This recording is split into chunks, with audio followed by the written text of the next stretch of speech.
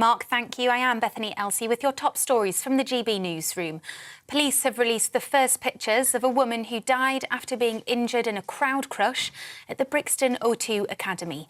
33-year-old Rebecca Ikumalo from Newham in East London was injured when ticketless fans tried to force their way into the music venue. Two other women, aged 21 and 23, remain in a critical condition in hospital. The Nigerian artist Ashake, who was performing that night, said he's devastated by the incident and overwhelmed with grief.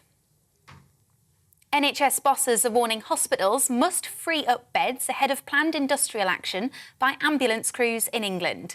They're urging the government and unions to resolve the pay dispute before the first day of action on Wednesday. NHS data shows 1 in 6 patients are waiting more than an hour to be transferred from ambulance to A&E care. Former Cabinet Minister Dr Liam Fox, who worked as a GP, says the system needs an overhaul. We need, in my view, to go back to our concept of convalescent hospitals. And I think that we need to ensure that people are getting the appropriate care, because if you've got people occupying those acute beds who don't need to be there, it doesn't matter how much money you pour into the system, you're not going to get the output that's appropriate. The Nurses' Union is warning the Health Secretary's macho negotiating style is hindering efforts to resolve their pay dispute. The Royal College of Nursing is accusing Steve Barclay of undervaluing nurses because the profession is 90% female. General Secretary Pat Cullen is urging the Prime Minister to step in ahead of further action planned on Tuesday. The union has been asking for a 19% pay rise, but says they would consider any new offer. The RMT union is accusing Westminster of being the odd one out in the long-running pay dispute with rail workers after deals have been agreed in both Wales and Scotland. In Wales, 4 rail unions have agreed to a pay rise worth 4.5% over 9 months. It's as 40,000 staff in England continued with a 4th day of strike action this week, crippling Network Rail services and 14 other rail operators. The Department for Transport is urging the RMT union to reconsider their position. The Met Office has issued yellow weather warnings and is expecting ice for much of Scotland, Wales and the north and southwest of England. It comes as blizzards are set to sweep across the north of the country this weekend. Temperatures could temporarily rise on Sunday, but frost is expected to create difficult road conditions. You're up to date on TV, online and DAB+ radio. This is GB News. Now let's get back to Mark.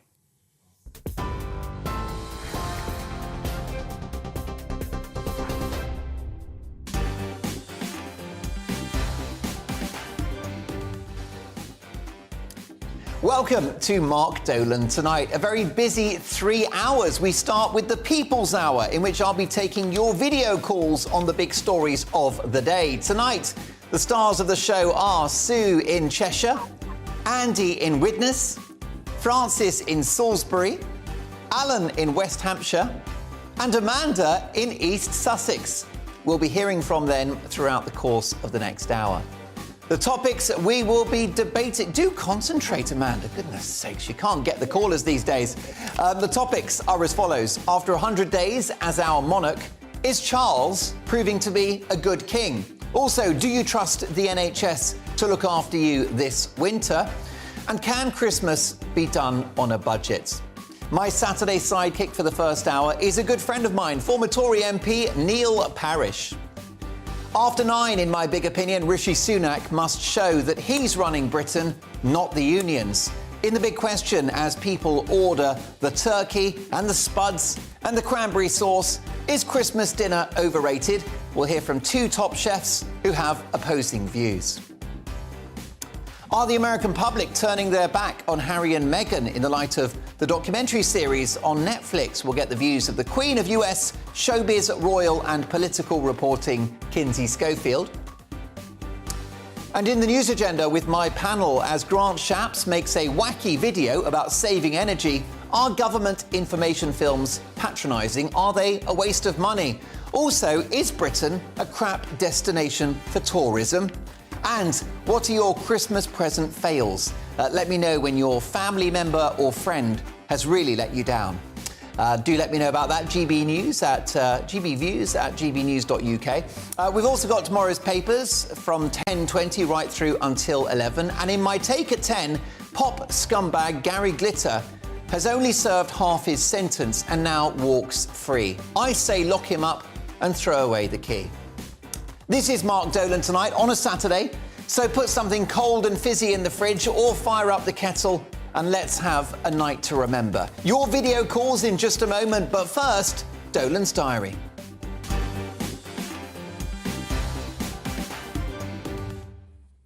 Another busy week dominated by the world's least happy millionaire, Prince Harry, the Ginger Windsor himself. Having used podcasts, 6 hours of a documentary series and a forthcoming book to rant about how terrible his life is, you do wonder whether he's beginning to run out of material. I think it's time for the British public to use the ultimate weapon against this couple: silence. By ignoring them, we're depriving them of what they crave most: attention. My New Year's resolution is to give up Harry and Meghan. But before I do, the couple have released a Christmas card featuring a photo of them at an awards bash, but it fails to mention Christmas, simply wishing friends and family a joyful holiday season. So they've cancelled the monarchy, they've cancelled their family, and now they're trying to cancel Christmas. Ebenezer Scrooge would be proud. Meanwhile, drama in the art world. Dozy police officers broke down the doors of a London art gallery to save a woman slumped unconscious over a table, only to discover she was made of packing tape and foam filler. She was an art installation. However, the police still took her in for questioning, and I'm told they knocked the stuffing out of her. As Brits struggle with the low temperatures, there is one group who are loving every minute of it: the gorillas at London Zoo, who have built their own snowman and chucked frozen balls at each other as they embraced the cold snap. Well, there you go. Mick Lynch might be holding the country to ransom, but at least the hairy silverbacks haven't gone on strike. If they did, I'd go absolutely ape. And finally, Elton John is to headline the Glastonbury Festival next year, although it's not clear how this iconic pop superstar will handle the rough and ready conditions of what is essentially a party in a field. The diamond-encrusted piano legend needs a special Glastonbury playlist, so here are a few suggestions. I'm Still Camping, yeah, yeah, yeah. Candle in the Tent. The Lion Stinking. How about Sad Songs, Say So Mud? Circle of Piss. Benny and the Jets of Excrement. And my personal favourite, slurry seems to be the hardest word. And that was my diary of the week.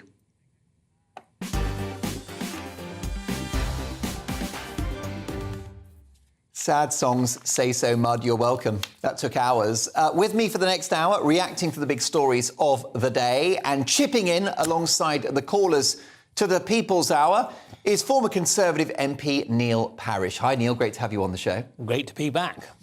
Can we talk about the unions briefly? Yes. This is a do-or-die moment for Rishi Sunak, is it not? I think it is because, it's almost taking us back to the 70s, wasn't it, when there was a big challenge, who's actually running the country. And I think also, I can understand the public sector wanting more pay, but of course they're also affecting the private sector so badly. You've got the rail unions, you've got hospitality sector, which really have had a bad time, last Christmas over COVID, because, Christmas was almost cancelled for them, and they want to make it up this time. And so I think we have all got to work together. And I think it's how we get to a sort of a situation where, because the rail union is not just about pay, is it? They don't actually want to modernise their practice. And if you sort of listen to Network Rail and others, they want sort of various gangs of workers to actually go in the same van to arrive to do the work. Now, if you were if you're a farmer or a private sector company or whatever, you wouldn't expect various people to arrive all from the same organisation in different vans. So I think think all of these things have got to be sorted. And I really do think the rail unions will need to actually modernise, because, you know, we want a great network. Then I believe they could have more money. But what they can't have is the same old practices and more money. And I think that seems to be the problem. And they've got short memories, haven't they? Because the rail industry was subsidised to the tune of around £600 per household during the pandemic. And the business model of rail has changed with so many people working from home. So it is not business as usual. It's not. And I think that's the problem. I think you were getting people back onto the rail. People were coming into work more often. Now, of course, they will find it very difficult. I mean, I came from Somerset tonight and, of course, had to drive. There are no trains. And, of course, naturally, environmentally, the trains are very good for the environment. And yet we can't actually run on them if they're not. So you've missed out, because if you'd taken the train, you would have had a nice cup of Yorkshire tea on the way, wouldn't you? Would have done. Egg and cress sandwich. Yes. And perhaps a cheeky Stella on the way back. Who knows? But I can't have it if I'm driving, that's for certain. No, how are the roads, by the way? How's the snow and how's the ice? Is it all right? Yeah, the snow is in Wiltshire, not much in Somerset, a bit more in Devon and Cornwall. Somerset more or less missed out, but it's very slippery. And, of course, what we've had the last few days is this sort of where you get a sleet on top of the ice, and that is absolutely treacherous. So, yeah, I mean, and I love it, you know, looking out of the window, but when you go out and work in it, you think, well, I've had nearly enough of this. Some guys from the Environment Agency were going down in the river to do a sluice, and they were in a crate and they were down right in the River Parrot, and I looked down at them and I said, you must be cold. I won't repeat what they said, but not on television anyway, but you know, they were very cold, and I think that's the trouble when you have to go out and work. Well, definitely, and I salute anyone. There are so many you know, tough men and women who do go out there in all weathers, roofers, and of course people working on roads overnight, roadworks, the rest of it. Is it my imagination, or have the gritters dropped the ball somewhat this year, though? I think they were slow getting going. I mean, driving up tonight or this afternoon, there were gritters out. But if you notice, when the hard weather hit, you see, we have Sunday night. I mean, exactly. It was in the diary for a week. We knew it was coming. Yeah, I think the trouble was we'd had sort of one of the mildest autumns sort of on record, one of the hottest summers, and I think we thought we'd dispense with winter. And all of a sudden, I mean, my father used to say the wet will pay back the dry, and the cold will pay back the, you know, the warm will pay back the cold, and the cold will pay back the warm, and this is what's happening now. And I think we're a nation, because we don't have all the snow blowers, we don't have all that equipment, because we can't keep it because of the capital cost. But we are very slow at getting going when the frost gets going, that's for sure. Indeed, that wouldn't happen in Austria, for example, Switzerland, Bavaria in Germany, because they're used to the snow and they're expecting it. Well, and also, yes, I mean, naturally, and they would have it several days a year. Very often, if you've got a snow plough, a lot of the snow ploughs that are on the farms, they rust away, and then when finally the snow comes, they can't even find them. But, you know, that is the trouble, you see. How many years is it really that we've had serious snow? Quite a number, you see, and that's our problem. But that doesn't make an excuse for us, especially when it's forecast in advance. I was in a chain of outlets, a food chain, and they're around the country, Leon. Very good quality, lovely stuff, nice company. But I couldn't find any beef on the menu. Now, you're a farmer. Do you think there's a campaign to stop us eating beef? Because I think it's the best of all meats. It is, especially if you can get some nice grass-fed Devon beef. I'll supply you some if you like. I'd love some of that. Because we keep some Devon cattle. But it's grazed on grass, it fattens, it has a little bit of marling in the meat. Because you need a little bit of fat in the meat to cook it, even if you cut some of that fat off afterwards. But I think, you know, people I think sometimes don't realise the benefit of meat for grassland and holding the carbon as well as eating the meat. And what a cycle it is. A complete cycle. And I think that's what we miss out on. And I think we need to promote that more. So I think you and I should do our bit in making sure that there's plenty of beef and it's good quality grass-fed beef as well. Yeah, well, I'm pleased to hear that you're speaking up for that. Just a very brief word on Harry and Meghan. Are they going to run out of material at some point, do you think? I do hope so.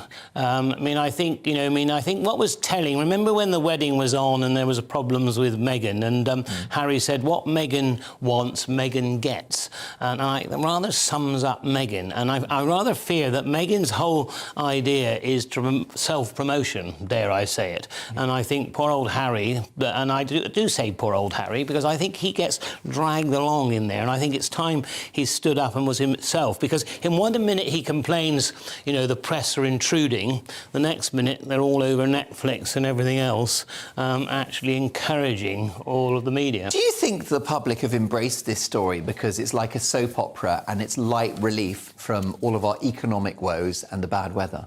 Yeah, I think it can be entertaining, but I think it's quite, with the royal family actually trying to do a good job, and I think, Kate and William and Charles and Camilla all doing a good job. It must be a bit infuriating. And of course, the problem is that royalty can't really answer back, and I think they're finding it quite difficult to deal with Harry and Meghan, because normally, you would just answer back, wouldn't you? If you were a politician, you'd say, right, OK, that's not the case, it's this, rapid this and this. Rebuttal. Exactly. But royalty can't do that, and they have to sort of remain silent while they are one-sided, what I believe is very much a one-sided story is put out there. Will turning the other cheek work for King Charles?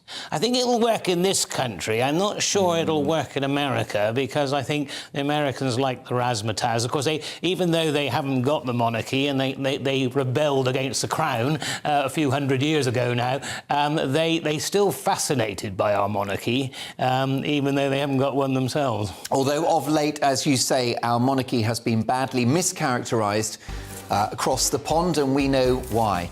Coming up following the break, after 100 days as our monarch, is Charles a good king? What's the report card looking like? Also, do you trust the NHS to look after you this winter? And can Christmas be done on a budget? All of that to come. Don't go anywhere.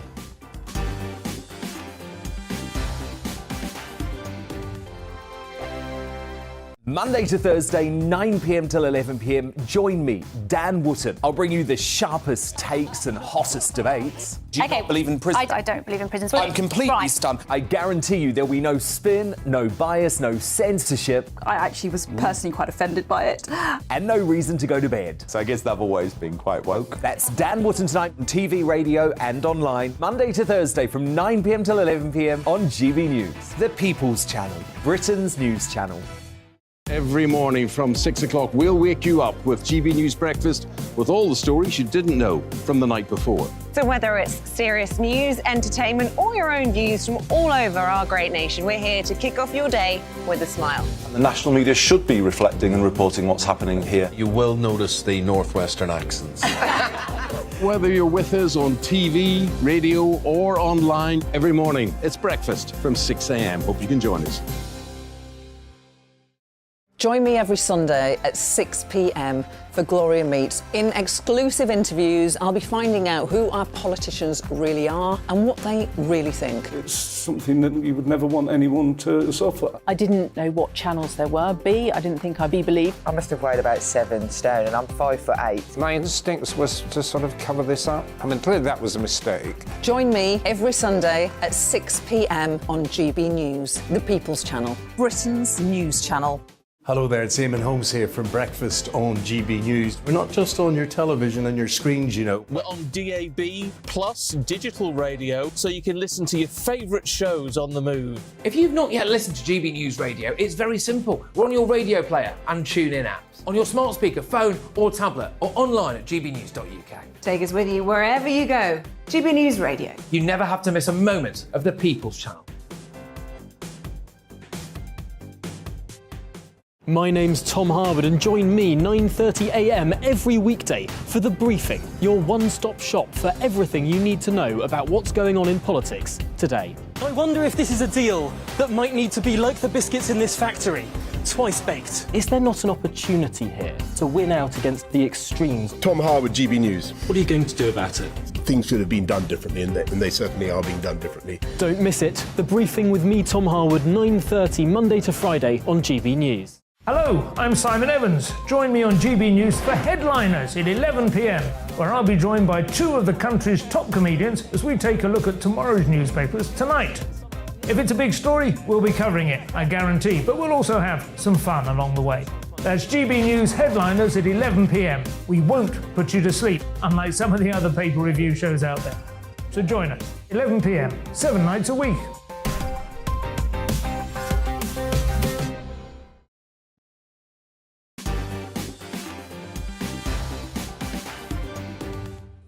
Welcome back to Mark Dolan tonight and the People's Hour, in which I'm taking your video calls. Coming up, do you trust the NHS to look after you this winter? And can Christmas be done on a budget? And is it any fun if you do? But first, after 100 days as king, is Charles doing a good job? Let's speak to Sue. Hi, Sue. Good evening, Mark. Great to have you back on the show. What's your early verdict of King Charles?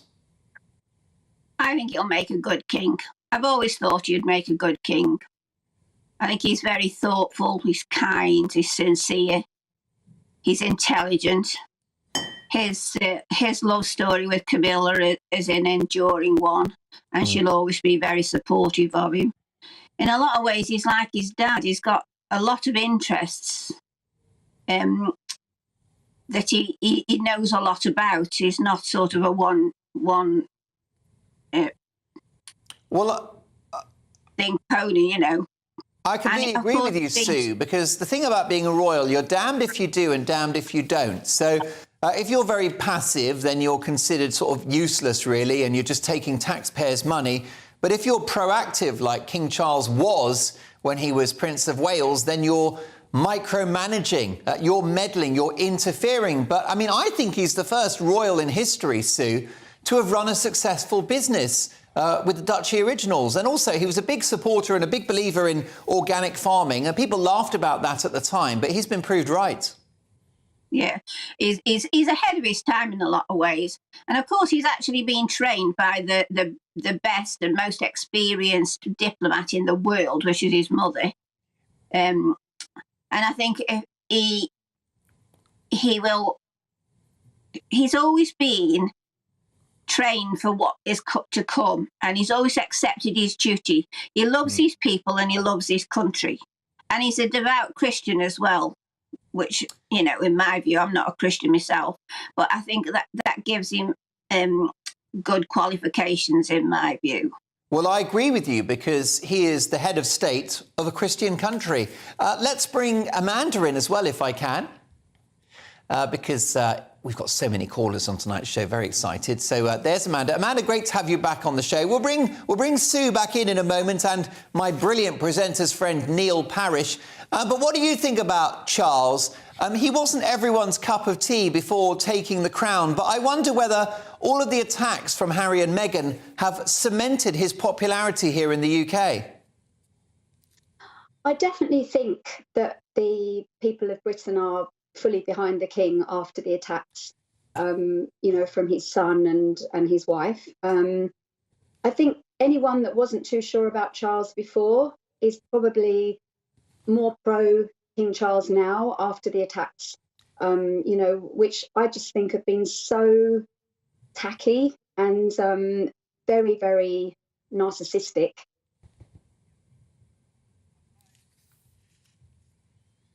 Yeah, I mean, I think that's the point, isn't it? It's early days, but he's got off to a strong start, don't you think, Amanda?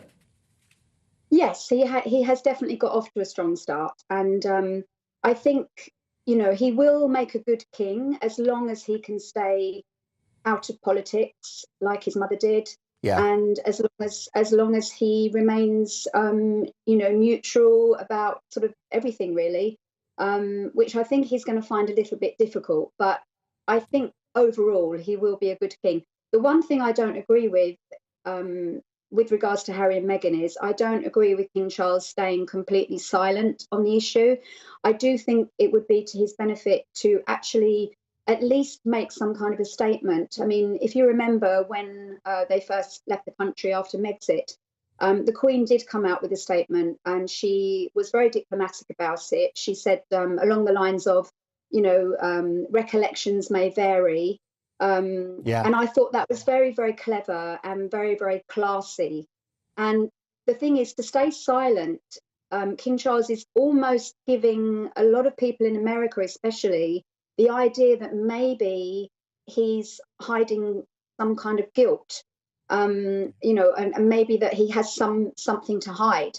So I feel that he really should make a statement, and I don't agree with them coming to the coronation next year. I really don't think they should be invited, but I can understand, because it's his son, I understand why he feels the need to invite them, because he wants to rise above all the attacks, and it's his son.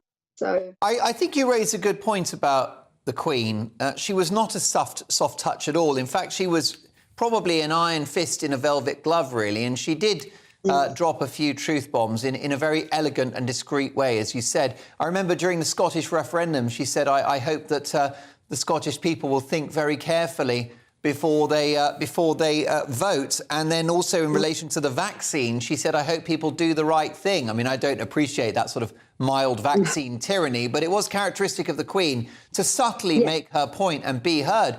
Let's bring Neil Parish in. Let's get Sue back as well to join Amanda in East Sussex. Sue, do you think that Charles is a bit too much of a soft touch when it comes to Harry and Meghan and their relentless attacks? No, I think he's best keeping his powder dry until he sees what's in this book that's coming out in January. Then is the time to start his decisions on what he says and doesn't say. But I think the royal family are very subtle in their kickbacks, because if you notice that the carol service, all the women wore burgundy, which was something that Meghan said you just couldn't possibly do. You had to have a different colour than everyone else. And I think that sort of diplomacy will come through with him. Neil Parish, what's your verdict? Did you meet the Queen?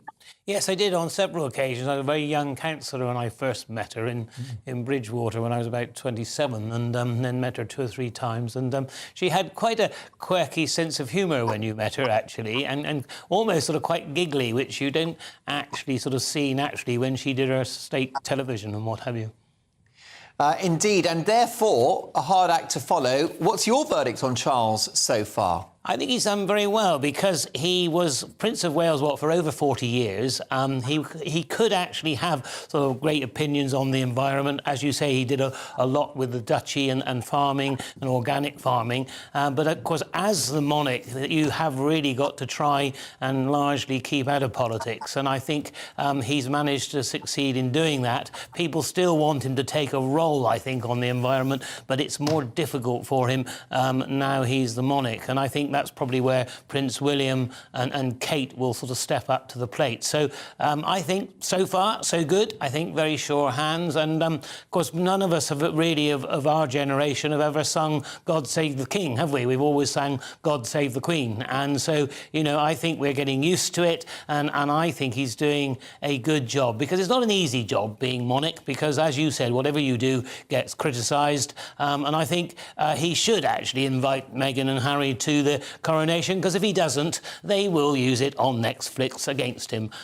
So therefore, I think, you know, he probably needs to invite them. Briefly, Neil, as Amanda, I think, rightly hinted, he must stay out of that eco agenda. And the reason why is because the eco agenda, net zero, has political implications.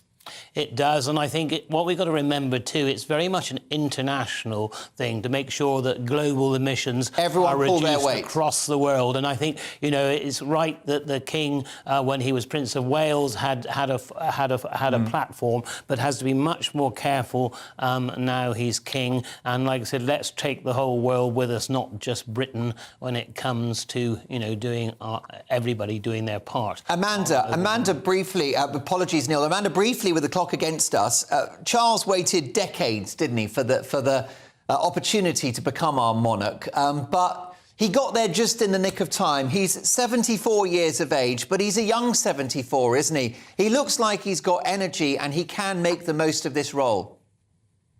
Yes, I mean, he's certainly earned his place as becoming king next year. And, you know, we all need to get behind him, and I really do think, you know, he deserves this and to make the best of it. So I think it's just been the longest wait for any, previous heir to the throne. I'm sure that Charles is probably up there with the longest waiting to become monarch ever. So let's hope he really enjoys it, and he certainly has had the best training, as you said, from the Queen. So Sue, you are the last word, so you get the last word on this. Well, I think people don't listen to King Charles because if you remember, and I'm sure as a journalist you will, that quite a few years ago when he was being quizzed about being king, they asked him then if he would carry on campaigning to sort of political things. And he said quite clearly, no, I'm not that stupid. Yeah. So I think he's already marked his card on that one. Sue and Amanda. I'll be behind. Well, I'm pleased to hear it. Sue and Amanda will be back very shortly, two of my absolute favourites on the People's Hour. We have got lots more to come, including, can you do Christmas on a budget? If so, how? I'll get the views of all of my guests on that one. But next, do you trust the NHS to look after you this winter? See you shortly.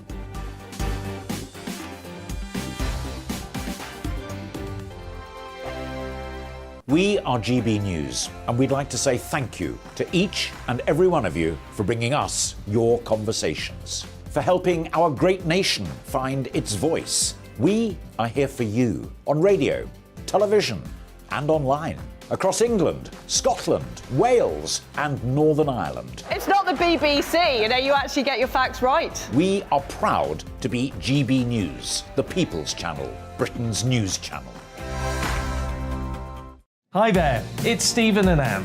At breakfast from 6 a.m, you'll always be caught up with everything you need to know, the latest headlines, opinions and debates. We'll bring you the good news and the bad, but most of all, we're here for you. Remember, send in your views and let us know what you would like us to talk about. That's because we're your news channel. And every morning at 6 a.m, it's breakfast on GB News. Monday to Thursday on GB News, it's Bev Turner Today from 10 a.m. We're going to be here for you, our GB News family, to keep you up to date, but also make you smile. The guy went from puberty to adultery. And I can't wait to bring a few of my own opinions. I have no time for cultural totalitarianism. We'll engage in passionate, but always polite debate, with your thoughts and opinions at the centre of it all. Only on GB News, the People's Channel, Britain's news channel. Join me, Nana Akue, Saturday and Sunday afternoons on GB News. Expect fiery debate and passionate discussion as me and my panel tackle some of the biggest topics hitting the headlines.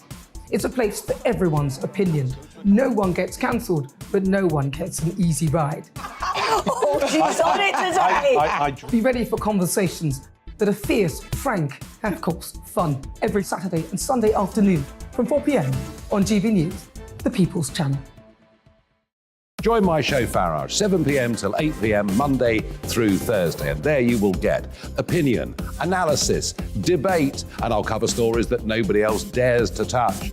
You've been cancelled. Join the club. Oh, my goodness me. And then for the last 15 minutes, talking pints. We're over a drink. We have a civilised conversation with someone. We very often disagree, but we do it in a grown-up way. Come and join me on Farage. We are GB News, the People's Channel. And right across the United Kingdom. You can find us on Sky Channel 512, Virgin Media Channel 604, Freesat Channel 216. Freeview Channel 236. And YouView Channel 236. You can also take us with you on DAB Plus Radio. With the GB News app and at the website gbnews.uk. We're absolutely everywhere. Come join us on GB News, the People's Channel, Britain's news channel.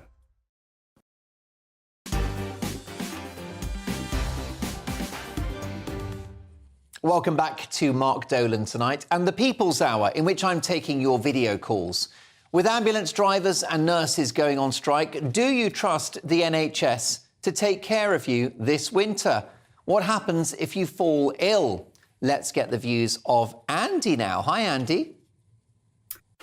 Hello, good evening, Mark, and good evening, viewers. And first off, thank you for the great programme, all those on screen and behind the screen. Thank you. That's really kind of you, Andy. We are nothing without you and our amazing growing army of viewers. And although we're about to tackle a very serious and quite depressing subject, you've cheered me right up with that Santa hat. I've got a nice reindeer shirt on as well. You've got the reindeer shirt as well. You've even got the suggestion of a beard. But can I just say that you're far too slim and far too young to be Father Christmas? Yes, I am. I could put a few more pounds on over Christmas, though. Well, I hope so. That's a sign of a Christmas well lived. Listen, Andy, let's talk about the NHS over the winter. I mean, woe betide anyone that gets ill this side of Christmas.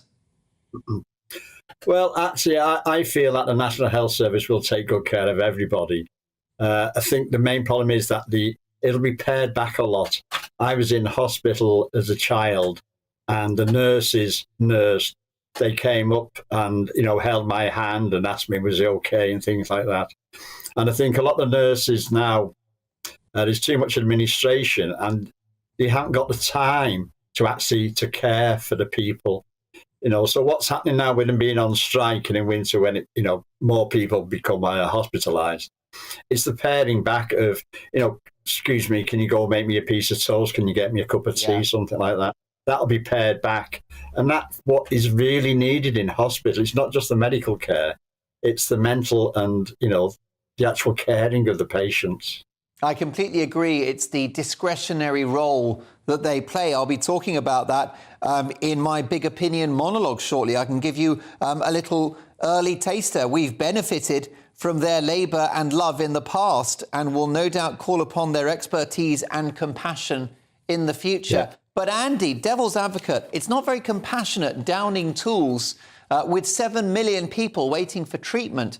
We love the nurses. I think the majority think they deserve something. But don't you think the strike itself is a mistake? They do need a pay rise. Now, my point of view on this is that the nurses are the front line. The NHS was built like a 4-tier wedding cake, but now it's like a 20-layer wedding cake, but it's upside down. You used to have the bosses, the doctors, the matrons, the nurses and the caring staff, but now it seems just to be too much administration and there's not enough nurses. Diversity officers. The NHS is the most diverse organisation in the world, I should think. It's 40% is from ethnic minorities. So why do they need diversity managers? It makes sense, and I think your wedding cake, your birthday cake analogy is absolutely fitting. Do stay there, Andy, because we've got Francis as well, who's going to share his thoughts on this one. And Chaos the dog, both decorated for Christmas. Yes, we thought, Mark, your producer, asked if I was going to wear a Christmas jumper. Unfortunately, I'd given them all away to charity. So we've done our best. And we were on, of course, on the 5th of November for fireworks. And we were on with you for 2nd of December. And you criticised me slightly for not having a festive sort of pictures. But so we've tried to do our best. So here we are. Well, listen, for Neil Parish, I will say that Chaos is a fantastic ratter. I'm sure as a farmer, as I was in my younger days, that he'll appreciate a tricolour terrier that treats rats very unkindly. Has Chaos caught any rats in your current accommodation? Not in my current accommodation, but basically the rats do not like him around in the large communal gardens. Yeah. Because they know that he'll have them. Oh, he's got such an angelic face, but clearly he has a darker soul and is very good at catching these rodents, and good luck to him. Can we talk about the NHS this winter, Francis? Would you be worried about getting ill in the next few weeks? Yes, very worried. I started off actually because the line I was given was about nurses. Yeah. But luckily, I expanded my replies to include the NHS generally. But I'd just make the one point about most nurses are against the strikes or not gaining enough of a mandate to strike. Only 40 trusts out of about 160, that's 25%, got enough support to go on strike. So only the most militant are striking. More may join if individual ballots of trusts are held, which is the line the RCN are taking. I do slightly take against Pat Cullen of the RCN. I think she's very militant, and her insults towards the health secretary, accusing him of sexism and macho style, are not helpful.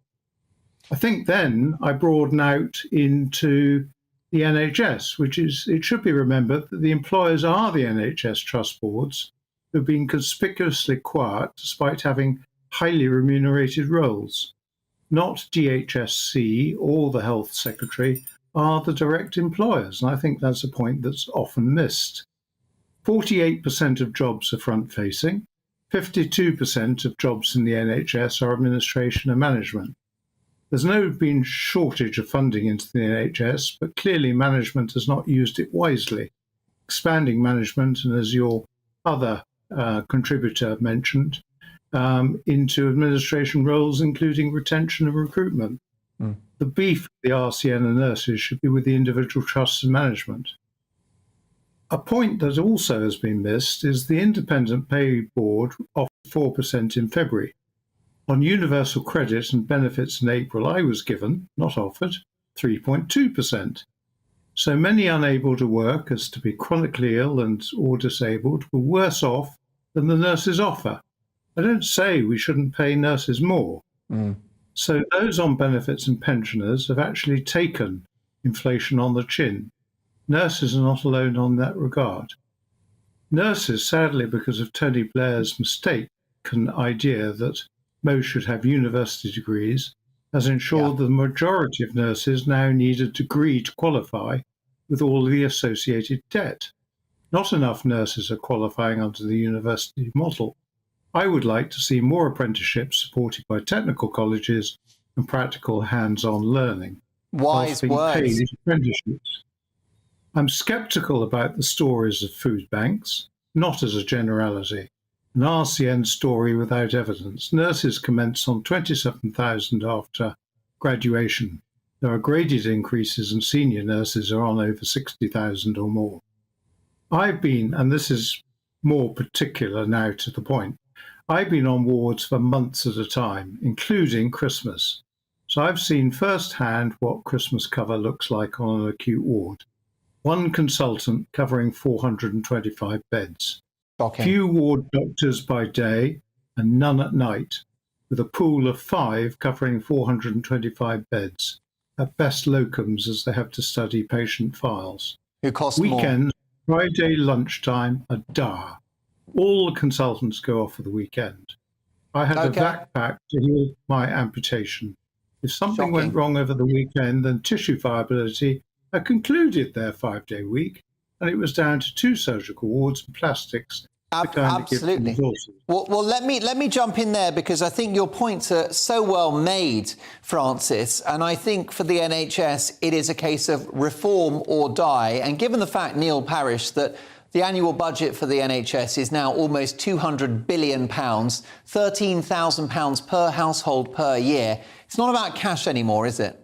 Not entirely at all, no. I think the nurses need more, but 19% cannot be afforded. And I think, the point just made by Francis that 52% now is spent on management. I mean, before I became an MP 12 years ago, there was too much being spent on it. And all the time I was an MP, you actually saw more and more administration. You got less and less answers from the trusts and everybody running the various hospitals and right down to the doctor's surgery. And how do the doctor's surgery link into the hospitals? Why have we got so many people, in accidents, emergency? It's because very often they can't necessarily get into the surgery. So everybody's got to pull hard on it. I think the nurses will need more, but they will not get the 19% because we can't afford it. But I do actually think, and I know every time we try to reform the NHS, we seem to make it worse as far as administration is concerned. But I think really that does need to be sorted. I started my life in local government at an early age, and that's where we tried to cut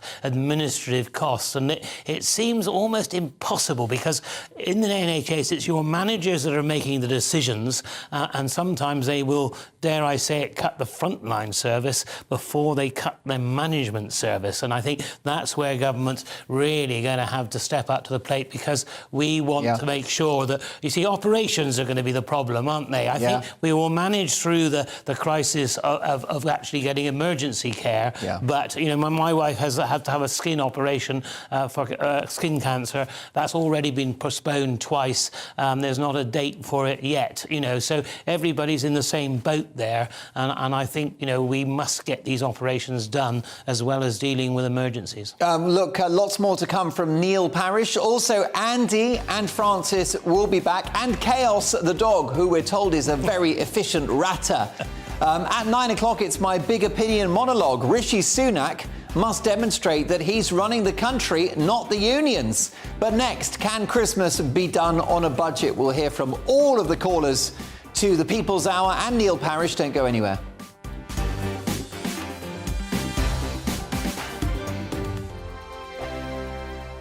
Monday to Thursday nights on GB News. At 6, it's Dubes & Co.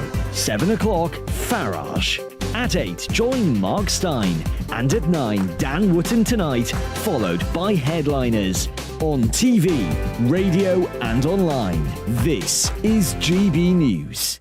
Here on GB News Live, we'll be keeping you in the picture, finding out what's happening across the country and finding out why it matters to you. We'll have the facts fast with our team of reporters and specialist correspondents. Wherever it's happening, we'll be there from 12 noon on TV, radio and online. GB News, the People's Channel, Britain's news channel. Hello, I'm Michelle Dewberry, and you can join me every weekday 6 till 7 on Dubes & Kerr. Me and my panel will get stuck right into the day's events, and I can tell you, in fact, I can warn you, expect some robust debates, some strong opinions and perspectives from both sides of the fence. It's about you at home as well. I love to read out all of your comments, or at least as many as I can. So join me, Michelle Dewberry, Monday to Friday, 6 till 7 on Dubes & Kerr. We are GB News, the People's Channel. Why not take us home with you by visiting the GB News shop at gbnews.store. You'll find all the official merchandise, a really good present actually for yourself, your friends or your family. We ship across the UK mainland at no extra cost. GB News, the People's Channel. I'm Mark White. As GB News Home and Security Editor, I cover those key issues that are so important to you. Our authorities, our communities doing all they can to combat violent crime. With the public services under unbearable strain, why are we still failing to control our borders? Defence, the first priority of any government, has been continually hollowed out. Can we trust our politicians to protect the armed forces? Join me, Mark White, on GB News. We are GB News, right across the nation. You can get us on television, on radio, on digital. We're absolutely everywhere. Amazing! You see, amazing! You remind me of me in the European Parliament. But here's the most important bit. We are not part of the mainstream establishment. We think and speak just like you do. We are the People's Channel. Magnificent. That's really, really thoughtful. Come and join us on GB News, the People's News Channel.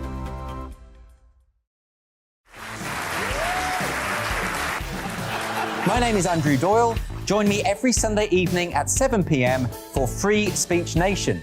This is a show where we address current affairs and news stories of the week with the help of two wonderful comedian panellists. I brought in comics because I want to give it a lighter edge, and also they work for less.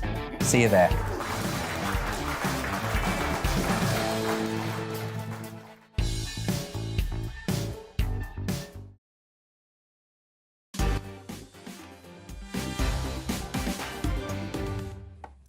Welcome back to the People's Hour with me, Mark Dolan, in which I'm taking your video calls. Now, amid a cost of living crisis with spiralling inflation as people prepare for the festivities, can Christmas be done on a budget? And if so, will it be as much fun? What really matters on the 25th? Let's speak now to... Who have we got next? It's Alan. Let's speak to Alan. Hi, Alan. Hi, Mark. A warm welcome back to the show. what do you think about Christmas on a budget? Can it work? I think you really should be speaking to Mick Grinch about that, not me, because I'm sure he'll be able to do it very well. No, it can't be done. If you're doing something like a Secret Santa, yes, that would work. It always has worked. But if you're doing it for family members, impossible, because you suddenly think, oh, I need to get them that. I need to get them that. Oh, I forgot so-and-so. And before you know it, you spent 4 times the amount of money you wanted to spend anyway. So doing Christmas on a budget is not easy. There are people who do a family Secret Santa, put a price on it, and that's fine. If they're happy with that, then that's fine. They'll get away with doing it on a budget. But generally speaking, I've never been able to do Christmas on a budget.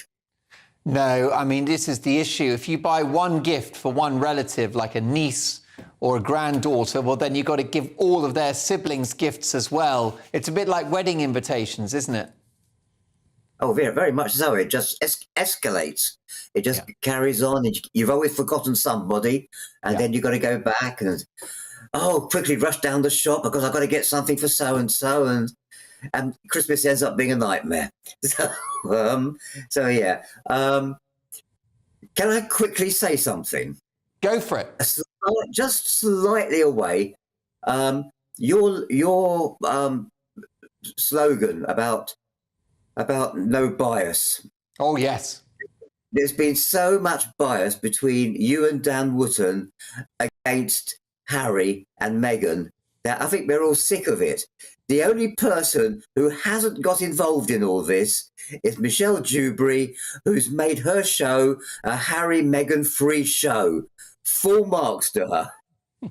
Well, listen, the feedback is welcome and duly noted, let me tell you. I can take that on the chin. I do agree with you, there's a contradiction because we're sick of this couple, but we're only feeding the monster by talking about them non-stop. You're quite right. And that is a dilemma for us whenever we put the show together. We're certainly easing off Harry and Meghan, but I take your point. Just going back to Christmas, do you think families could consider something like a gift amnesty, where brothers and sisters just say, look, let's not do presents this year. Let's get together. Let's have an amazing turkey. Let's have rivers of wine, delicious beer, whatever aperitif you like, but just skip the presents. Would that work? Yes, provided everybody stuck to it, and they're not going to. Somebody's going to say, oh, no, I've got to get a present. It's Christmas. And you just ruined the whole situation. So, yes, it's a great idea, but it won't work, not in practice. So we're back to the good old-fashioned, let's get a gift and bite the bullet and enjoy it. Oh, well, I've got an idea as we bring everyone into this conversation, if we can, Daryl. I'm going to send young Andy, I'm going to send him a signed Harry and Meghan mug. He'll love that. Sue, let's get you back in on this. Will you be having an expensive Christmas? No, I think you can have a Christmas on a budget. For you, it's only the last few years that our budget's gone up because of the job I've had. But generally speaking, we've always spent £30 on birthdays and £50 on presents for adults and a little bit more for kiddies. It's always worked, and I don't see why it shouldn't. I think you need to teach children that they can't have everything they want. You know, that life has its limitations, and you've got to make sure that you can afford what you're doing. And all these people who go into debt over Christmas, in my opinion, need the head looking, because it takes them 12 months or more to pay it off, and then they're into debt again. You know, they've got to put the foot down with the kids, in my view. Andy, what about you? I mean, it's hard to economise, though, in some areas, isn't it? For example, the turkey is massively expensive, £30 or £40. Where are you buying your turkeys from? Waitrose. Ours never cost that much. But the point I'd like to make is that when you start buying presents for lots of people, you're putting pressure on them to buy something for you. Now, some of these people might not be as well off as you, and they've got massive energy bills to pay this Christmas. So this Christmas, our family decided to do a very small Presenty Christmas, going to call it that. We've also got a new grandson called Jasper. We're having him round for the first time, obviously. And we're just pairing it back. And that's all you need to do, is if you start buying presents for people, it's the same when you're writing Christmas cards. You send 1,000 back and you got 1,000, but people are just spending a fortune on sending Christmas cards to people they probably never see in the year. They just send a Christmas card. But if you stop doing it, then they don't have to send you one. So they're saving money and you're not putting them into debt, as Sue said. Well, listen, I tell you what, you're all very wise and very sensible, very parsimonious. But Amanda in East Sussex, I wonder whether we're sucking the life out of Christmas and the joy. Yes, I mean, you know, it's only once a year, and we really should just make the most of it, especially after the last couple of Christmases, which were effectively cancelled because of COVID. Well, last year not so much, but definitely the one before that. And I just think it's the most joyful time of the year when it comes to being able to celebrate all together, obviously depending on the weather. But I love Christmas because I love hearing all the Christmas songs and getting out the sparkly tops and, you know, just drinking and eating and not having to worry about the waistline for a few days. So I really do think that people should really make the most of Christmas because it's a wonderful time of the year. So. And on that, we can all agree. My thanks to Andy and also to Amanda and to all of my brilliant callers. And Neil Parish will regroup next week. And next up, it's my big opinion monologue. Don't go anywhere.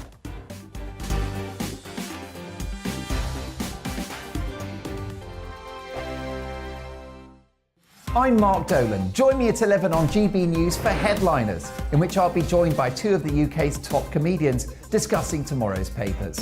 If it's an important story, we'll cover it, but we'll have some fun along the way. Headliners, the late-night paper review that won't send you to sleep like the others will. 7 nights a week at 11 p.m. on GB News.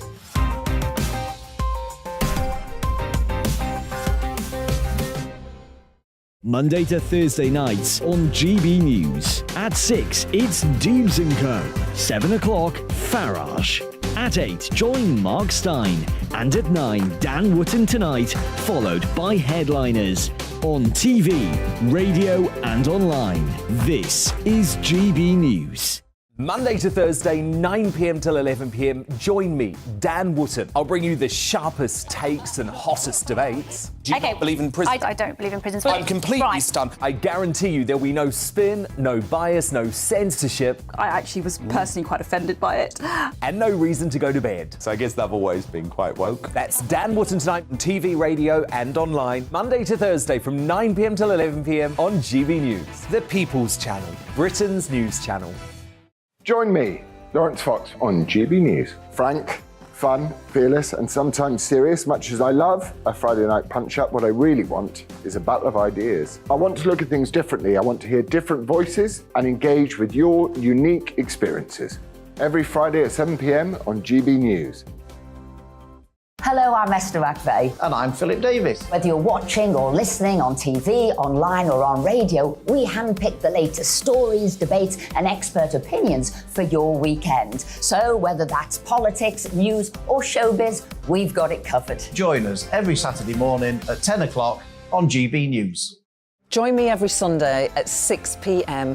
for Gloria Meets. In exclusive interviews, I'll be finding out who our politicians really are and what they really think. It's something that you would never want anyone to suffer. I didn't know what channels there were. B, I didn't think I'd be believed. I must have weighed about 7 stone and I'm 5'8". My instincts was to sort of cover this up. I mean, clearly that was a mistake. Join me every Sunday at 6 p.m. on GB News, the People's Channel, Britain's news channel.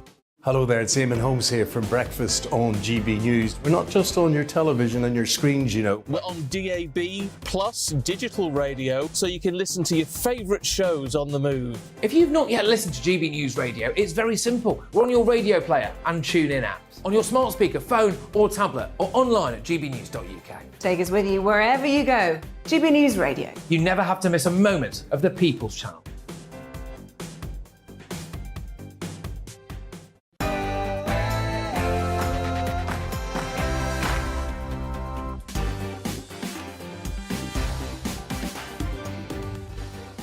It's 9 o'clock. This is Mark Dolan Tonight. In my big opinion, Rishi Sunak must show that he's running Britain, not the unions. In the big question, is Christmas dinner overrated? I'll ask two top chefs who have opposing views. And all of the news that's stateside from the Queen of US showbiz, royal and political reporting, Kinsey Schofield. In the news agenda with my panel after the latest effort from Grant Shapps, are government information films patronising?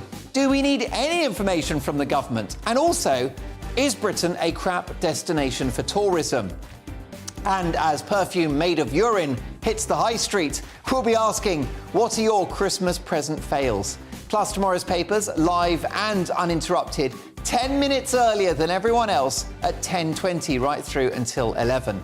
And in my take at 10, pop scumbag Gary Glitter has only served half his sentence and now walks free.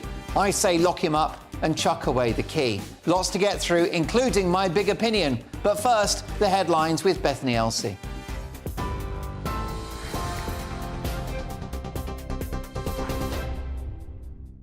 Mark, thank you. I am Bethany Elsey with your top stories from the GB newsroom. A woman who was injured in a crowd crush at the Brixton O2 Academy has now died. 33-year-old Rebecca Akumalo from Newham in East London was injured when ticketless fans tried to force their way into the music venue. Two other women, aged 21 and 23, remain in a critical condition in hospital.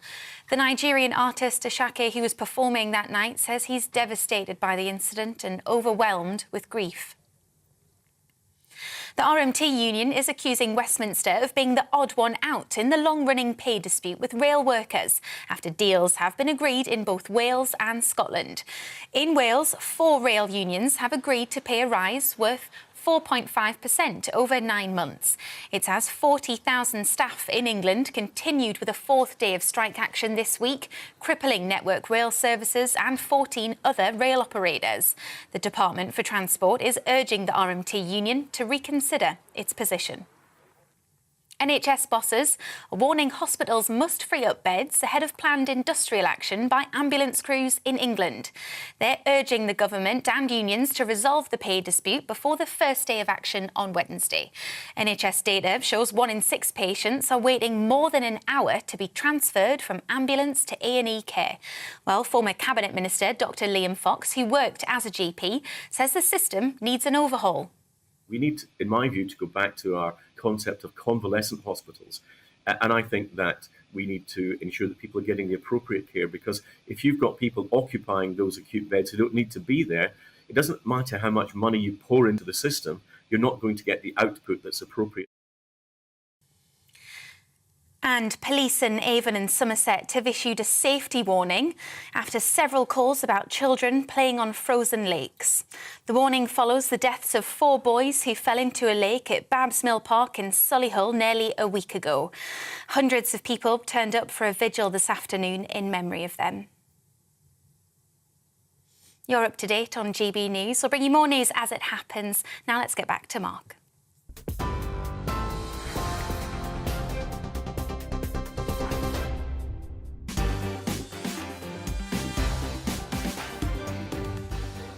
My thanks to Bethany, who's back in an hour's time. Welcome to Mark Dolan Tonight. In my big opinion, Rishi Sunak must show that he's running Britain, not the unions.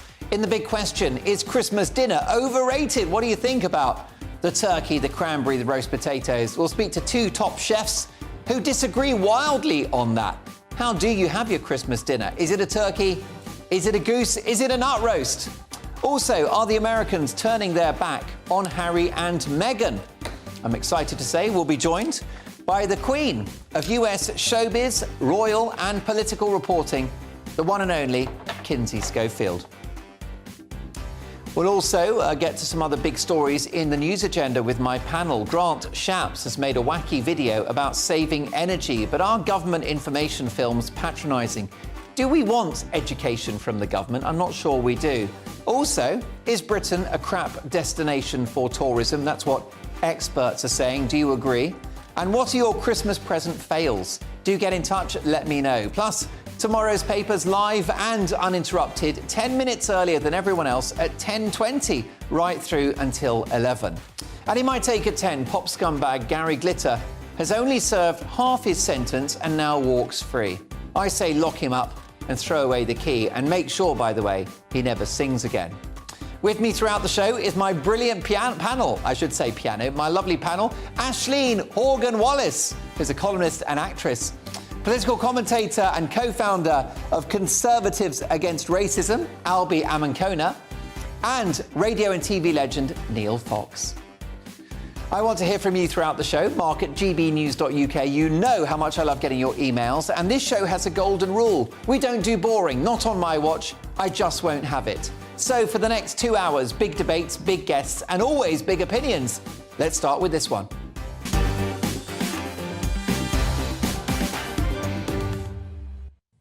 It's do or die for Dishy Rishi. To be fair, being Prime Minister at the moment is a tougher gig than David Walliams' publicity manager. But as Britain stares down the barrel of a winter of discontent, with industrial strife across multiple sectors, this chaos provides our talented new Prime Minister with an historic opportunity. There's plenty of sympathy for the nurses in terms of their claim for a better package. We've benefited from their love and labour in the past, and we will no doubt call upon their expertise and compassion in the future.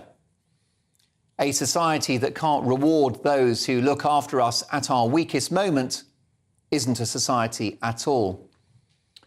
But as with the RMT union decimating the hospitality sector by having strikes before and after Christmas, the decision by the nurses' unions, which many nurses themselves object to down tools amid the usual NHS winter pressures and with 7 million people waiting for treatment, well, it's cruel timing and, in my view, a strategic mistake.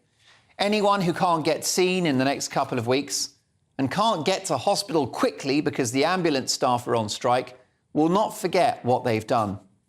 In the end, I'm sure a sensible package is in the offing for the nurses. Number 10 will rightly judge that whilst 19% is wide of the mark, denying nurses something is not a political hill to die on. The rest of it, however, is. Rishi Sunak must stand firm with the RMT, the civil servants, and all the other sectors who are working in such a coordinated way that it almost feels part of a wider plan to bring down this administration. Of course, everyone could get a bumper pay rise if we hadn't shut the country down for 2.5 years, willfully destroying the economy, but we are where we are. Inflation is in double digits and people are struggling. But to seek to tackle inflation by giving people pay rises will only add to the problem. It's like curtailing a flood by turning the taps on. A wage spiral in what is an effective arms race with inflation will just lead to years more of economic pain. We could ultimately become like Zimbabwe or Argentina, with people using briefcases of cash to pay for a loaf of bread. Now, I might be exaggerating slightly, but you get my point. The country is broke, running a deficit and a 2 trillion national debt. There's no more money for these pay rises. How do you think the international bond markets and Rolex-wearing speculators would take to us borrowing more billions to keep the unions quiet? Which, of course, they won't. Give them an inch and they'll take a mile. And they'll take the country down with them. If Rishi Sunak gives in to the unions, everyone will want a piece of the cake. It will be a doom loop of rising wages and rampant inflation, a race to the bottom. If Sunak stands firm, it's a virtuous circle. Wage restraint means that inflation will fall, which boosts the value of wages and sees a drop in the cost of living. That sounds like a win-win to me.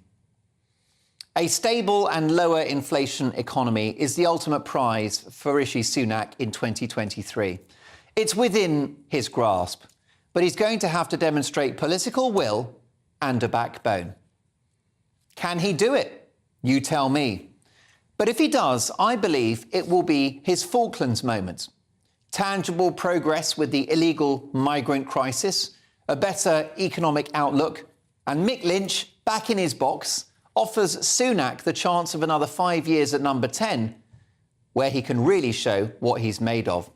Sunak has to demonstrate that he's running Britain, not the unions.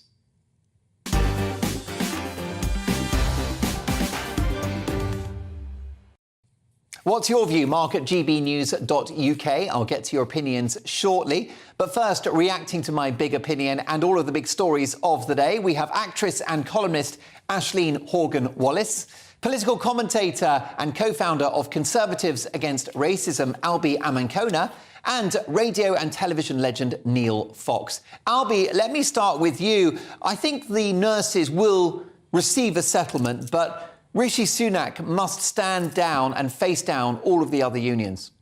Yes, I think Rishi Sunak is in a really difficult position at the moment because, of course, you've got the nurses on strike. I think it's the first strike that the Royal College of Nursing have ever done in their 106-year history, asking for a pay rise of 19%, which at the moment just isn't affordable given the hundreds of billions of pounds being spent on the energy support scheme, the hundreds of billions of pounds that were spent on COVID support and, of course, the over £2 trillion in national debt that we have. It's just simply unaffordable. But equally, I think the settlement that has been reached in Scotland, which has actually prevented the strikes, I think they agreed on a 7.5% pay increase, means that I think the Prime Minister is now under a lot of pressure to get the Health Secretary around the table with the Royal College of Nurses, Pat Cummins in particular, to negotiate a pay settlement, not 19%, but something which is affordable, which is more than what they're getting now. I mean, yes, what's at stake here, potentially, Albie Amankona, is a decade of inflation. That's why there must be wage restraints.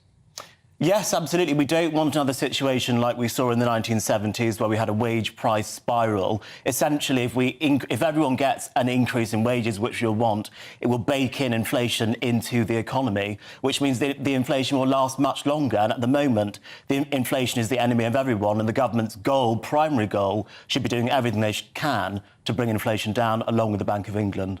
Ashleen Horgan-Wallace, this is a question of political will and political courage. And we don't yet know, do we, if this new Prime Minister has it?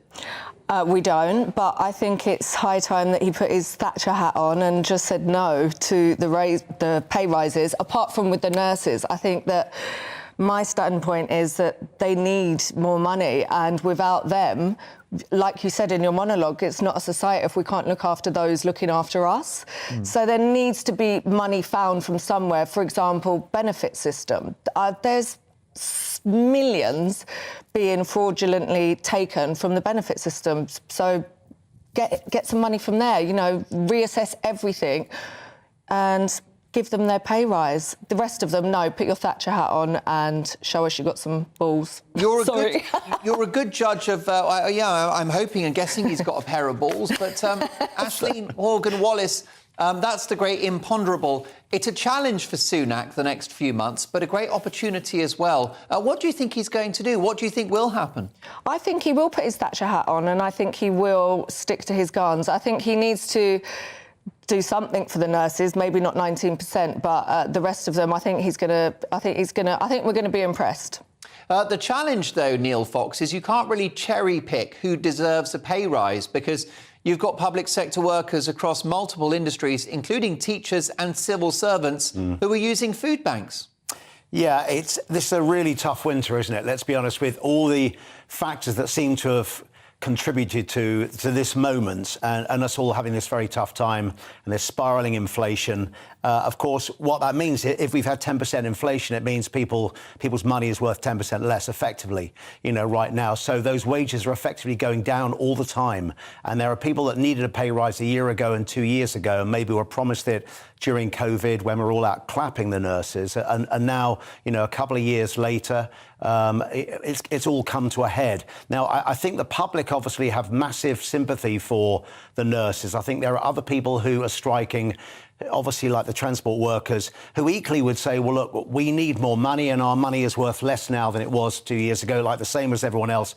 But of course, when you can't get to work and you can't get to, you can't be doing business and it's ruining people's Christmas. It's a knock-on effect of the economy. It is. It's a real problem because that really does affect people. But obviously, if someone's going to try and go to hospital in the next couple of weeks or up to the end of the year and they can't, that's something they will never forget either. But it just seems that some sensible now, I don't know whether it needs his Thatcher hat on. You know, I think we're in a different world now, and I think we just need to get people around a table and try and talk sensible with people, to be fair. But they have to come up with a solution to this. It can't just be who's going to be the toughest and fronted out. That doesn't seem to be the solution to me. I have to say, I was surprised at the figure you gave out earlier, that it equated to £13,000 per household in Britain now. That's effectively what the NHS is getting from us all. So it doesn't necessarily mean that there's not enough money going into the NHS. It just may be that it needs to be worked out where it's getting spent and maybe spent better. There does seem to be, we've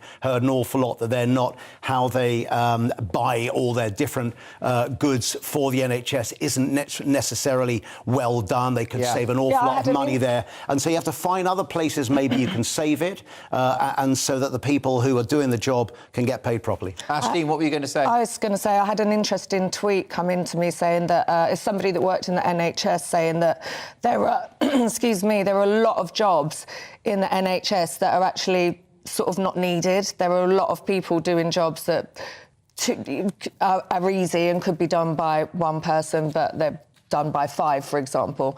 And that's that's an inside, information that perhaps there's been too much money spent in the wrong places, as Neil said. You're completely right. We've heard so many stories. £5 for a packet of paracetamol. I think you can get paracetamol, I think 16 capsules at Morrison's for 23p. The NHS pays a £5. 50 quid for a contractor, or maybe 2, to change a light bulb. I hurt my back a couple of years ago. Great service, amazing doctors and nurses.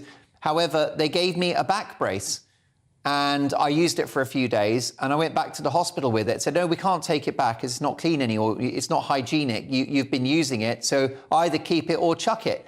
Now, this back brace, that must have been 100 quid's worth of kit just thrown away. That is not justifiable. I've got another story for you, actually. I'm full of stories, Albie, which is a family friend whose kid is gluten intolerant, they're celiac, and is still getting pasta on the NHS, gluten-free pasta. I mean, this is where we're going wrong, isn't it? But shouldn't someone that had a celiac condition be getting gluten-free pasta? So what would be the problem with that? Well, if they can prove that they're on a low income, definitely. But this was not means tested. This was just a regular middle-class family who are getting free pasta because that's how the NHS works. So they get pasta on prescription, prescription pasta. Yeah. Well, I mean, that is it's free. That's a pretty startling, I think, example sometimes of where actually sometimes the state can go a little bit too far in helping people. And I do think means testing more broadly for the NHS and for the health service might be something which we do see in the longer term, whether or not it is still sustainable for this health service model of free at the point of use for everyone. Is that going to be something which is going to sustain for the next 100 years? I think that's probably up in the air. Brilliant question. Don't you love my panel tonight? By the way, broadcasting legend Neil Fox is looking after Mark Dolan tonight this Christmas. I'm deeply honoured. One of the best broadcasters in the country. So, Neil, thank you so much for doing that. And I'll be watching rather jealously, thinking, oh, look what a great job he's doing. Lots more to come. In the news agenda with my panel, as Grant Shapps makes a wacky video about saving energy, are government information films patronising? Do we need to be educated by the government about how warm to have the house? Also, is Britain a crap destination for tourism? And what are your Christmas present fails? Let me know. It's Mark at gbnews.uk. But next in the big question, and this is a big one, folks. Turkey, gravy, Brussels sprouts, mince pies. Is Christmas dinner overrated? We'll debate that. We've got John Christoph Novelli from the Novelli Academy and Barry Vera, top TV chef. Don't go anywhere.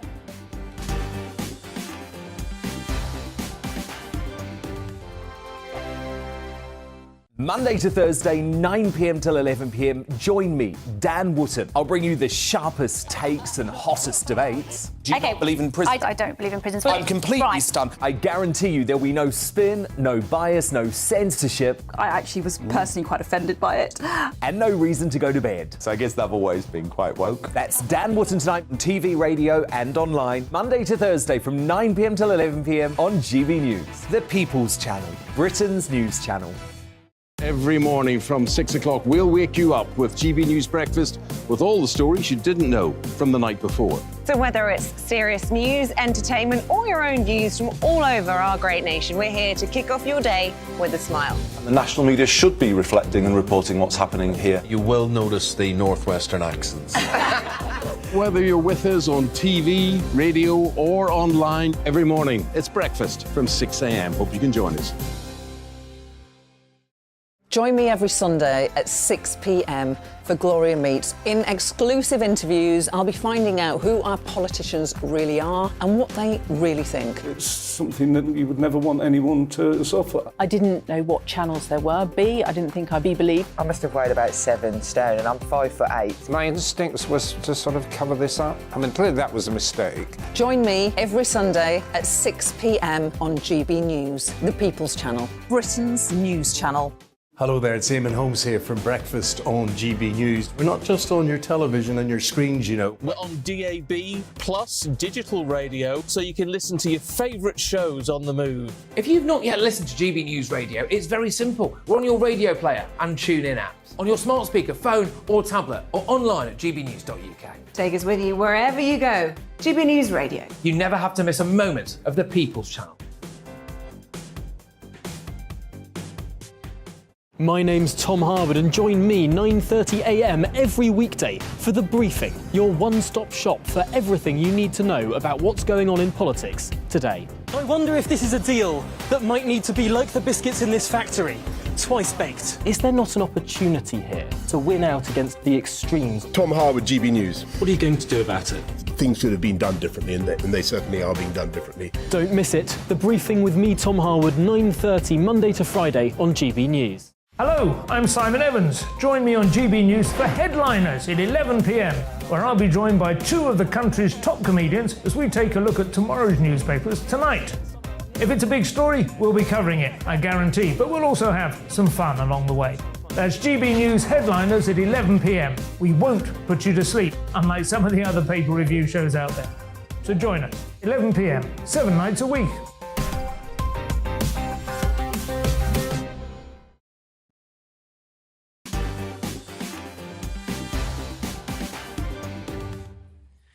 Well, a big reaction to my big opinion monologue. The emails are coming in thick and fast. mark@gbnews.uk. Ben has now crafted that big opinion into a digital video. You can watch it back on Twitter at GB News.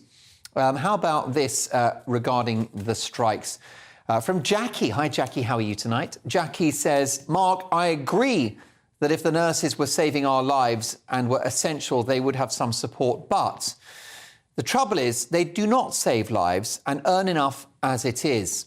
And the fact that they're using food banks, taking food away from desperate people, is obscene. They obviously need budget lessons. No support from me. How about this from Rob? Mark, we all know Sunak got in with a coup. He's the lowest profile PM we've ever had. He seems to just show his face for Prime Minister's questions. He's out of his depth. He does not care about the UK. He'll be off to the US when we dump him. I'm hoping Reform UK takes off. Like Tory MPs and the MSN media got Sunak into power, the next move is for the unions to ruin him as he's much weaker than Boris. Then Starmer gets in. That's from Rob, not happy about the current situation. Last but not least, Emily on this one. Emily, thank you for your email. Hi, Mark. Rishi needs to start showing some true leadership by not being afraid to stand up to the trade unions.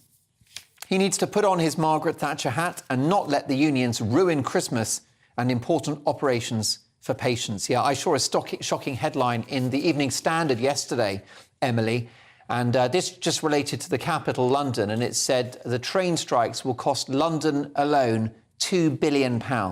Let's be clear, that is money that we cannot afford, replicated across the country. It's time now for this.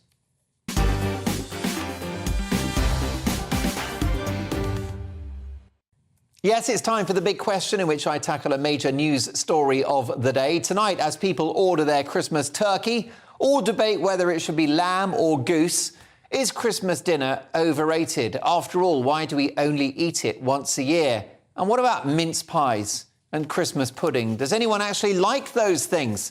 To debate this, I'm delighted to welcome restaurateur, author and TV and radio presenter Barry Vera, and Michelin star chef Jean-Christophe Novelli from the internationally famous Novelli Academy Cookery School. Gentlemen, great to have you on the show.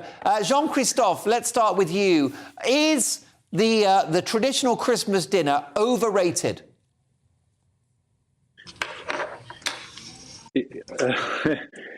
It's always the same every single year. Overrated, I mean, from our side, no, I don't think so. I think it's a necessity. It's something you do once a year. It's probably the most exclusive roast that you do in a year.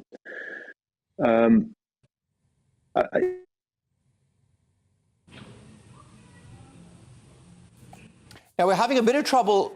We're having trouble with Jean-Christophe's line. The recipe isn't quite working at the moment. You need 500 grams of laptop and 200 grams of internet broadband, which is not available at the moment, but we'll get Jean-Christophe back.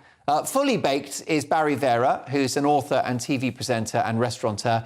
Barry, you got a better line. What do you think about the Christmas dinner? We only eat it once a year because actually the truth is we don't like turkey that much, do we? Well, ironically, turkey is now sold in the supermarket like everything else all year round. You know, I see it throughout the year. And for me, I think it is quite overrated when I think about it. And as a chef, I probably shouldn't be saying this, but, you know, before me growing up in my younger years, the great family meal, the Sunday roast, we all gathered at Grandma's as a family. We all gathered around the table. We had 2 courses. Well, if you're from Yorkshire, the Yorkshire pudding was an additional course. So you kind of did have 3 courses. And it was all part of family life. The shops were closed and families came together. And I miss that. And what I'm seeing a lot more on social media at the moment is people often refer to the old days with that. But we go out for Christmas dinner. Everybody's stressing about it. People overcook their turkeys. Quite a number of people do, because I think it takes 6-8 hours to cook a turkey. They buy all of these items that they don't really need and overbuy food. You know, you're going into supermarkets and you're seeing things that you don't see at any other time of the year. And, oh, I'll have that and I'll have that and I'll have that. And how much money do we spend and we waste? And how much food is wasted at Christmas time? And then, you know, you, as quick as you finish your Christmas dinner, you mentioned earlier about the Christmas pudding. We've all eaten too much because it's not only just the turkey. You've got nibbles when everybody arrives. People are having champagne or a cocktail or a beer. Then somebody's made the starter in the family, and then you get to the turkey. By that point, people are too full and they go, no, don't worry. We'll have the Christmas pudding later. And the Christmas pudding ends up being next year's Christmas pudding because then you don't need to buy one. How many people actually are using last year's Christmas pudding because they didn't use it last year? And how much food is wasted? Yeah, but I mean, do you enjoy a good stuffing on Christmas night though, Barry? Yes, look, absolutely. I mean, I love the Christmas meal. I do. I actually do enjoy turkey. I don't dry my turkey out, and I'm a bit old-fashioned. My stuffing is done separately in a roasting tray. I don't stuff the bird. Why is that? Why do you do it separately, Barry? Because I like the crust that you get on top of it. Because when you've got the opening of the turkey, you just get that, you know, the opening there, and it's got get nice and crusty, and everybody picks at that piece, and then everything else is quite wet on the inside. So I do it in a roasting tray, and then I get a nice crusty top, and you can portion it up accordingly. See, I don't mind getting my hand up the bird on Christmas dinner, but I think the truth is, Barry, that it has become a tradition. I mean, some people go for alternative meats. Some people have goose, some people have duck, some people have beef. Absolutely.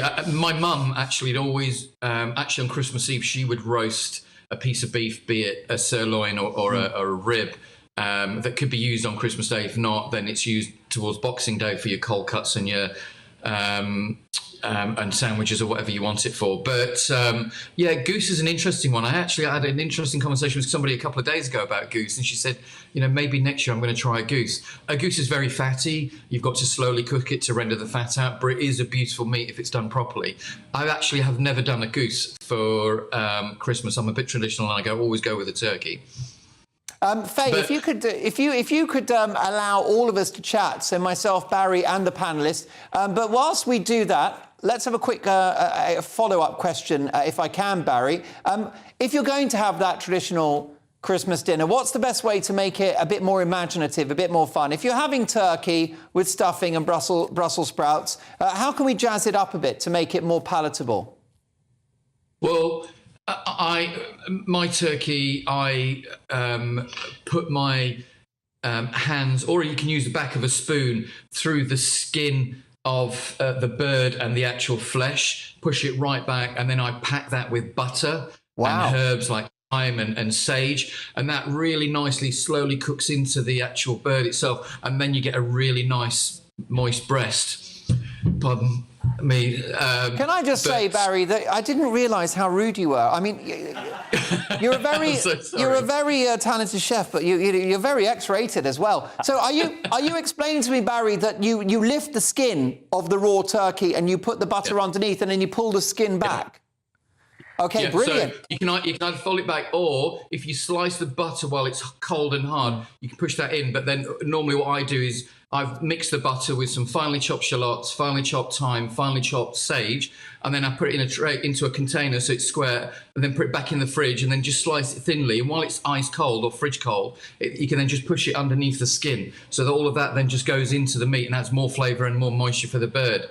And then I think the other thing as well is, I mean, I did a turkey for a good friend last Saturday, and we did it on, one of those. He had the green egg, so the barbecue outside, beautiful stone cased. It only took 3 hours, and that's quite a big, like a 6-7 kilo turkey. And, listen, this is priceless stuff. You're a world-renowned chef, and I'm definitely going to try the butter trick. It sounds brilliant. I had other questions about the turkey. I wanted to know if you were going to get the leg over, but I just, it was going to end badly. Barry, please stay with us. Let's get my panel in if I can. We've got Albie Amankona, who is going to be talking about whether he likes a Christmas dinner, and Aisling Horgan-Wallace and Neil Fox. So, Albie, what will you be eating on the 25th? So I imagine I'll be having some turkey, actually, which I'm slightly disappointed about because I actually do prefer goose. And Neil and I were just having a naughty conversation behind the scenes, which I know we're not supposed to do, about what goose tastes like. And I always actually think goose is one of my favourite bird meats. Yes, what's better about goose? I think it's because it's got a higher fat content. It's just a lot more moist. And I think one of the common problems with turkey is that it can be quite dry, although the chef's recipe that he just gave might solve as a resolution for that problem. Although, Aisling Horgan-Wallace, there's mince pies as well.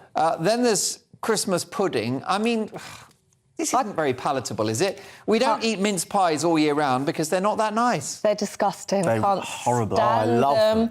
Don't like them, but it's a tradition. You can't change it. It's like with the turkey.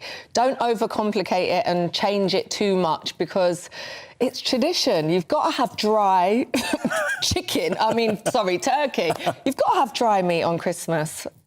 Yeah, who does the cooking in your household, Neil? Who's responsible for handling the bird on the 25th? My wife's very good at handling the bird. Has there ever been a more innuendo feature on your show, can I ask before? I don't know what you're talking about. But no, look, it'll be traditional in our household. Actually, we're down at our in-laws in the country, but it will be turkey and it'll be all the trimmings. I mean, someone once did say, though, there's a lot of panic about Christmas Day. They go, it's just a roast. Effectively, it's a roast, OK? Just roast a turkey or something and have some roast potatoes and veg. You don't have to get overstressed about it. It's just a roast.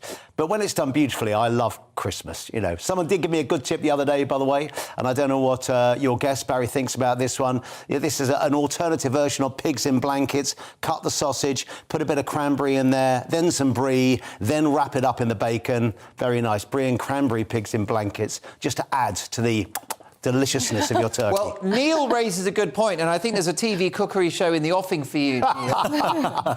But Barry, we can all agree that the pigs in blankets, that is the one thing we love about Christmas dinner, isn't it? It is, and I think every household probably does over and above on the pigs in blankets. And how many get eaten before they actually get to the table? There is another option that I'm thinking of actually with what you just said is obviously do the pigs in blankets, but this is something that I discovered on a trip to Spain many years ago, and it's served in one of our restaurants. It's actually dates because you mentioned the brie inside the sausage meat, is dates filled with a blue cheese, like quite a piquant blue cheese. And if you don't like blue cheese, normally this works really well because you get the sweetness of the date, and then you wrap it in bacon and you fry them. And that's a really nice touch. Dates with blue cheese like a and heart attack waiting to happen. Barry, how can people find out more about your amazing cooking? Go to my website, therealbarryvera.com, or my Instagram page as well, The Real Barry Vera as well. Anyone's got any questions as well, feel free to ask, and I'll help you out through Christmas if you need. You've reignited my enthusiasm for the Christmas dinner, but I'm going to do it Vera style because it sounds amazing. Barry Vera, thank you so much. Do check out his website. Merry Christmas as well. We've been asking you on the show. Actually, we'll get to that very shortly. Should we do the text poll? No, we'll do that. We'll do that later. Folks, lots more to get through.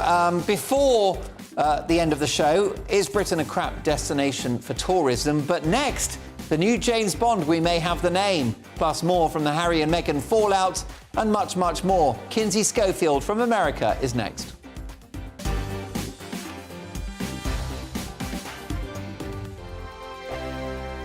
We are GB News, and we'd like to say thank you to each and every one of you for bringing us your conversations, for helping our great nation find its voice. We are here for you on radio, television, and online, across England, Scotland, Wales, and Northern Ireland. It's not the BBC, you actually get your facts right. We are proud to be GB News, the People's Channel, Britain's news channel.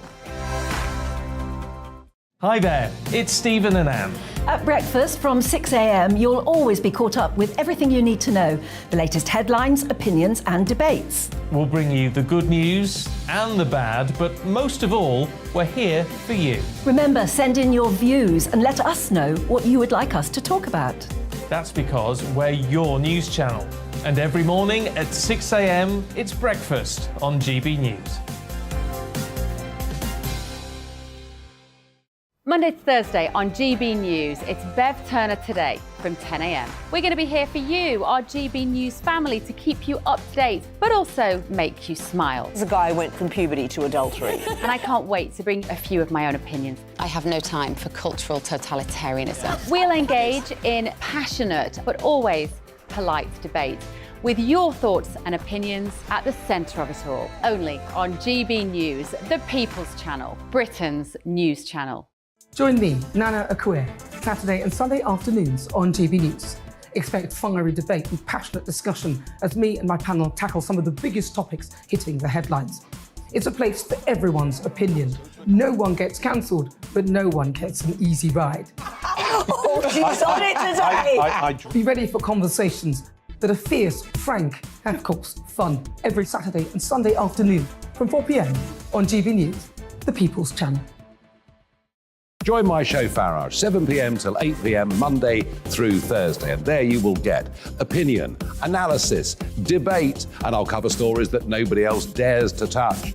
You've been cancelled. Join the club. Oh, my goodness me. And then for the last 15 minutes, talking pints. We're over a drink. We have a civilised conversation with someone. We very often disagree, but we do it in a grown-up way. Come and join me on Farage. We are GB News, the People's Channel. And right across the United Kingdom. You can find us on Sky Channel 512. Virgin Media Channel 604. Freesat Channel 216. Freeview Channel 236. And YouView Channel 236. You can also take us with you on DAB Plus Radio. With the GB News app and at the website gbnews.uk. We're absolutely everywhere. Come join us on GB News, the People's Channel, Britain's news channel.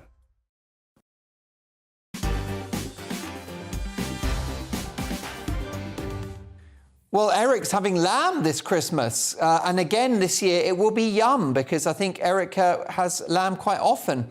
Norma is having pork for Christmas dinner. I would imagine, Norma, with a bit of crackling as well. Good on you. Will you stuff the pork? How will you do that? I do think pork is a delicious meat. Well, there you go. I'm all for reinventing the wheel. Lots more to get through, including my take at 10 at the top of the hour. And the dreadful, awful pop star Gary Glitter is leaving prison halfway through his sentence. My views on that shortly. But first, it's time for US News with the Queen of American showbiz, political and royal reporting, Kinsey Schofield. Hi, Kinsey. Scary glitter news. Even in the States, we can't believe it. It's an absolute shocker, and it's an injustice to his victims, and I'll be dealing with that at 10. I could probably do with your help, Kinsey. But let's have a slightly happier topic to start with, and a possible new name in the running to be James Bond. That's right. This is actually really good news for Henry Cavill because we heard over the last week that he was fired as Superman. Now, this shocked not only us, but him, because as of October, the studio had asked him to announce that he was going to become he was going to continue with his role as Superman. And then he recently was terminated from that franchise. But guess what? James Bond is calling. Now, Henry actually tells us that he was up for this role previously. It was up against him and Daniel Craig. That's how close he got. But now they're saying the two to watch are Henry and Aaron Taylor-Johnson, who's another fabulous actor who I'm sure you're familiar with. Now, GQ argues we need a new face for Bond, but I think Henry could just be the perfect option. He is super handsome. Forgive my outrageous ignorance, Kinsey, but is he a Brit or is he American? He's a Brit, yeah. Right. So he's a Brit. He's good looking. He's got presence, a great body. He ticks all the boxes. And he is, the reason you don't know that is because he's so notoriously private with his life. It's cute because Millie Bobby Brown recently said that whenever she does movies with him, they have an agreement where they don't talk about their personal lives because he is just very private and doesn't want anybody to maybe repeat something about himself that he doesn't want anybody to know. I think Harry and Meghan could take note that you can be super famous and there can be secrets about you. There can be mystery. It's actually really good for your brand and your career. Now, I don't want to spend too long on Harry and Meghan because that will make some of my viewers, including the lovely Andrew, very cross. But how has the latest instalment of their documentary gone down stateside, the final 3 episodes? I think that they made a huge mistake. They should have flip-flopped those episodes. Love story last, that venom first, because people are really taking a hard look at them saying, you're hanging out at Tyler Perry's house for free when we were all losing our jobs and getting ticketed by the cops for not wearing a mask outside of our houses. You are crying to the wrong people right now because your idea of a fair life is very unrealistic. Liz Hurley in the news in relation to Prince Harry. Tell me more. Poor Liz Hurley. Oh my gosh. So apparently one of the big revelations in Spare, because he had to save something for the book, Mark, otherwise the check wasn't going to cash, is that Harry lost his virginity to a much older woman in the countryside. And someone had the audacity to ask Liz Hurley if it was her. And she said, no, absolutely not. She wanted to squash that rumor as quickly as it started. So Liz Hurley is not the beautiful older woman that took Prince Harry's virginity. Poor 57-year-old Liz Hurley, just leave her alone. Well, listen, let me tell you that my team have been hard at work all afternoon doing some investigative journalism to identify who this woman was, Kinsey, that stole Harry's virginity. Here are the runners and riders. It could have been Cressida Bonus. It could have been Chelsea Davy. Was Meghan Markle his first? You couldn't rule it out. He's been linked to Rihanna. Was she the lady? Or if it's somebody older, what about Dame Judi Dench? Experienced. She knows what she's doing. Popular Scottish double act, the Crankies. We know that they are very sexually carnivorous. Twice the fun. And last but not least, Kinsey Schofield. We've got the smoking gun. She did it. Please, no. I'd rather die in a fire. A pretty definitive answer. Well, look, we'll never know who it was that stole his virginity, and we also don't know who stole his sense of humour either. Let's get to some other stories if we can, and let's talk about Barbie. The doll is now a movie franchise. I mean, I wore the right color, right? This is Greta Gerwig's Barbie with Margot Robbie starring in it. She could not have been more perfectly cast. Did you know that in 2016, Amy Schumer was actually hired to lead this movie? What a different movie that would have been. Thank God Margot Robbie jumps in with Ryan Gosling. We also have Will Ferrell starring in this. It's coming out this summer, but they just dropped the trailer. It looks incredible. Everyone is so excited. And the actual theme of the movie, the storyline, top secret. So we don't know how that's going to go yet. But Will Ferrell did accidentally say that he plays a really bad boss at Mattel. So that's a lot to look forward to. Yeah, I mean, obviously the characters are based on Barbie and Ken, and the sex scenes are going to be rubbish because they don't have private parts. Did you know that? I am not looking forward to those scenes. I mean, you're exactly right. Let's end on a really, really happy story. Jane Fonda, who is an acting legend and also a keep fit legend, has some good news medically. What's come to light here? That's right. In September, she told us that she had cancer. And this is, 3 months after that admission, we're learning that she's in remission. She's absolutely thrilled, couldn't be more thankful with the universe. And you're exactly right. This is great news. We're happy to hear it. There you go. Listen, Kinsey, this is my last Saturday until January, and you are the jewel in this crown of the show. We love you loads. You're an amazing broadcaster, fabulous human being, and I can't wait for another 12 months of the Schofield. Oh, I can't wait to see you in January, too. Happy holidays, Mark. Merry Christmas. And that's a great way to lock you into another year's contract. The fabulous Kinsey Schofield, I'm sure, will be popping up on the channel over Christmas. Have a great Christmas and New Year, and much love to your family and your lovely other half as well, Kinsey.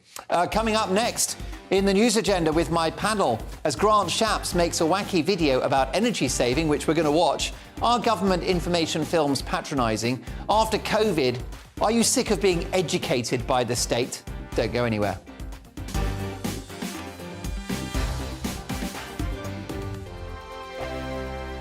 Monday to Thursday nights on GB News. At 6, it's Dubes & Co. 7 o'clock, Farage.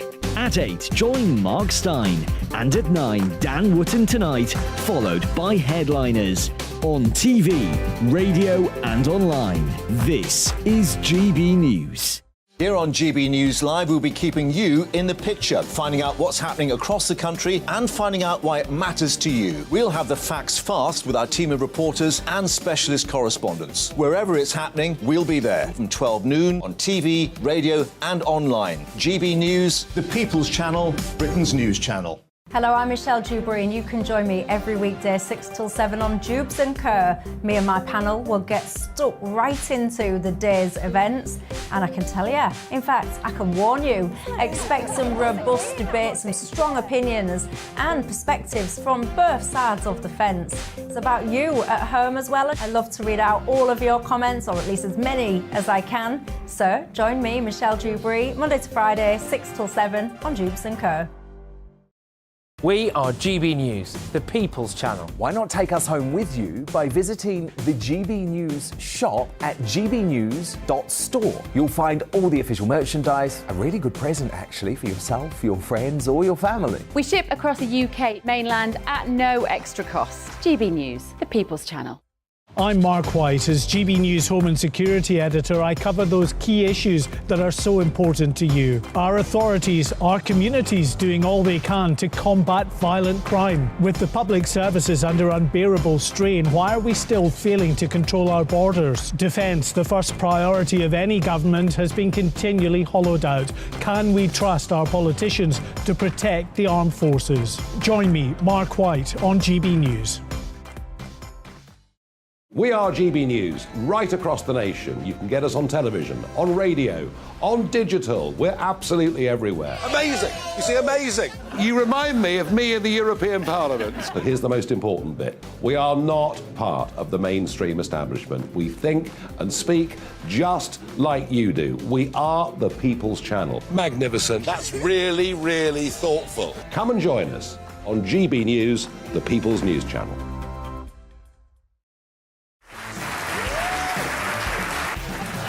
My name is Andrew Doyle. Join me every Sunday evening at 7 p.m. for Free Speech Nation.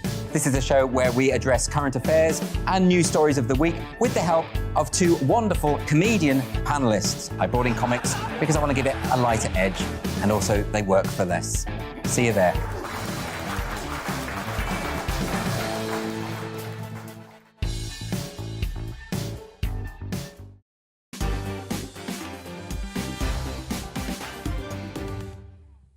Coming up, my take at 10, I'll be dealing with Gary Glitter, who is getting out of his jail term halfway through. An absolute disgrace. My thoughts on that shortly. Don't forget the papers 10 minutes earlier than everyone else at 10:20. But the Right Honourable Grant Shapps, MP, the Business Secretary, has released a rather eccentric video designed to educate the British public on how to be more energy efficient this winter. But are government information ads becoming too patronising? Take a listen, if you're listening to the radio, or a watch of this one, and look out for the elf. Definitely turn that off. What? I unplugged that.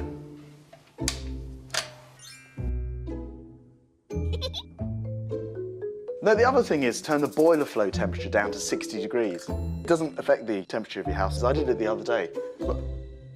What?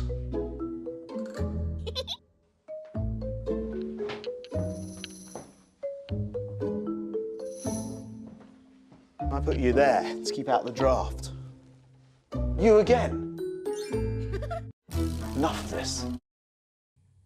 And the Oscar goes to Grant Shapps for acting Secretary of State. I'm going to make myself unpopular here, Neil, not for the first time. I quite like that, actually. I thought it was quite sweet, quite funny. We were saying if the point of these information commercials is to bring awareness to a problem, oh my God, he's done a brilliant job, because all we were talking about before we came on air was this advert. And yeah, you didn't mind it so bad. I just thought it was a bit cringy. I'll tell you what, I don't think the advert's cringy. I just think it's cringy him doing it. That's all. So the advert's quite sweet. And there are some things in it about the 60 degrees, turning it down and turn the lights off and unplug them, you know, don't have things on standby. All of that is good. The obviously the thing by the front door, we've got one of those, brilliant.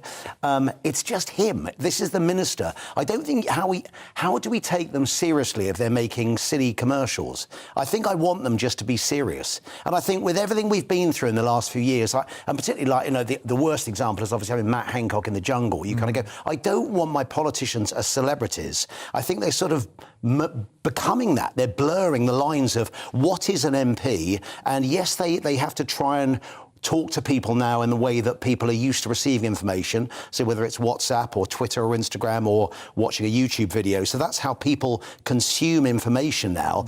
But when they do it like this, it just felt a bit cheesy to me. You are the king of media presentation, and it does feel like under Rishi Sunak. It's true, isn't it? You know, you've made a career out of it, and you know how to communicate with audiences.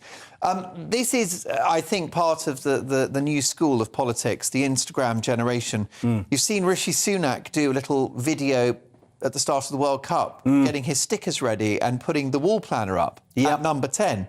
Again, with a little music going on underneath. I mean, this is not an accident. This is a new approach from the government, I suppose, to humanise the politicians. And one thing I would say in defence of the video is I'd rather we'd had that during the pandemic, which is a government minister going, look, here's what COVID is, here are the facts, act accordingly. And actually, this is what it feels like. I don't feel like I'm being bullied or lectured in this little advert. It's more just, here are some tips. I would agree. I don't feel it in any way it's patronising.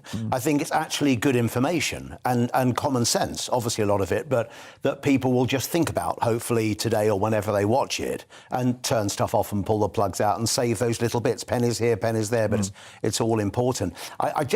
For me, and this is, we might all disagree on this one, but maybe I want my ministers just to be a little bit more serious, because these are serious subjects. There's serious stuff going on, and it's difficult to, when you've done that and you've got the little elf on the shelf, to then turn around, if you've got a massive transport problem like we have with the unions, to then also try and address that in a serious way, because you can imagine, you know, actually on Twitter and on social media, they've given him a really hard time. To be fair, I think they'd give him a hard time anyway about it. But hey, we're talking about it, so I tell you what, people will know all those things. But Aisling, you and I have been quite allied when it comes to some of the, I mean, I think probably all of us have, the COVID measures which were completely autocratic and undemocratic and weren't debated, the 3 national lockdowns for which we're paying the price. This strikes me as a slightly different tone. This is just a government minister saying, well, look, there's an energy crisis. Here's how you can save a few quid and save a bit of energy. Yeah, I don't really have a problem with it. A lot of people on Twitter, I notice, are calling it patronising, but there are a lot of stupid dumb people out there that might not know those tips. For example, myself included, I didn't know about the turning down of the boiler, the boiler thing, whatever that is. So I learned something, and there are other people out there that won't think to put a draft, extract, what are they called? Excluder. Thank you. Yeah. God, you're not very eco, are you? No, but, and as Neil said, we're all talking about it. So like it or loathe it, it's done the job. Yeah, I mean, Neil's point is that he's not the right guy to do that video. Do we really want politicians being comedians or actors? Well, I think what I would say about Grant Shapps is he's a very effective performer when it comes to the media. He's one of the people that was always wheeled out when Boris Johnson had done something naughty. He'd be on the airwaves the next morning. And actually, Grant Shapps has got form with this. I don't know if any of you remember, but he actually did a similar small video about railway announcements, about how annoying they were and about how they were going to get rid of some of the train announcements. So I think if we look at it in the broader spectrum of what the government are trying to do to bring down energy usage, it fits into a broader strategy to bring down energy usage by 15% by the end of the decade. And if you think the government is spending about £10 billion a month on energy support, if they can save 15% through a £20 million campaign, that's a pretty hefty saving of over £1 billion a month. Yep, too right. Well, there you go. If only we'd had Grant Shapps' witty videos for the last 2.5 years and not government by dictatorship, I think we'd be in a better place. But there you go. Look, coming up in the next hour, full coverage of Sunday's papers, including a sneak preview with David Mannix from the Express Online at exactly 10:20. That's 10 minutes earlier than everyone else. Before that, my take at 10, pop scumbag Gary Glitter has only served half his sentence and now walks free. My reaction, next.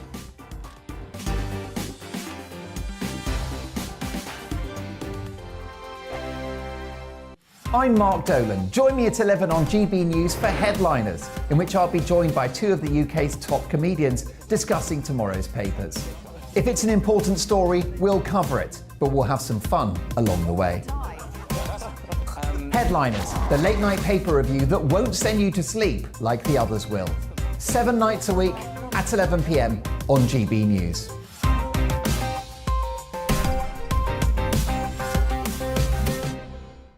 Monday to Thursday nights on GB News. At 6, it's Dubes & Co. 7 o'clock, Farage. At 8, join Mark Stein.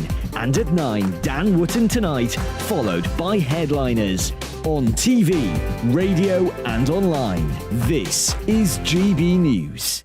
Monday to Thursday, 9 p.m. till 11 p.m. Join me, Dan Wootton. I'll bring you the sharpest takes and hottest debates. Do you not believe in prison? I don't believe in prison. I'm completely stunned. I guarantee you there'll be no spin, no bias, no censorship. I actually was personally quite offended by it. And no reason to go to bed. So I guess they've always been quite woke. That's Dan Wootton Tonight on TV, radio and online. Monday to Thursday from 9 p.m. till 11 p.m. on GB News. The People's Channel, Britain's news channel. Join me, Lawrence Fox, on GB News. Frank, fun, fearless, and sometimes serious. Much as I love a Friday night punch-up, what I really want is a battle of ideas. I want to look at things differently. I want to hear different voices and engage with your unique experiences. Every Friday at 7 p.m. on GB News. Hello, I'm Esther McVeigh. And I'm Philip Davis. Whether you're watching or listening on TV, online or on radio, we handpick the latest stories, debates and expert opinions for your weekend. So whether that's politics, news or showbiz, we've got it covered. Join us every Saturday morning at 10 o'clock on GB News. Join me every Sunday at 6 p.m. for Gloria Meets. In exclusive interviews, I'll be finding out who our politicians really are and what they really think. It's something that you would never want anyone to suffer. I didn't know what channels there were. I didn't think I'd be believed. I must have weighed about 7 stone and I'm 5'8". My instincts was to sort of cover this up. I mean, clearly that was a mistake. Join me every Sunday at 6 p.m. on GB News, the People's Channel, Britain's news channel. Hello there, it's Eamon Holmes here from Breakfast on GB News. We're not just on your television and your screens, you know. We're on DAB plus digital radio, so you can listen to your favourite shows on the move. If you've not yet listened to GB News Radio, it's very simple. We're on your radio player and TuneIn apps, on your smart speaker, phone or tablet, or online at gbnews.uk. Take us with you wherever you go. GB News Radio. You never have to miss a moment of the People's Channel.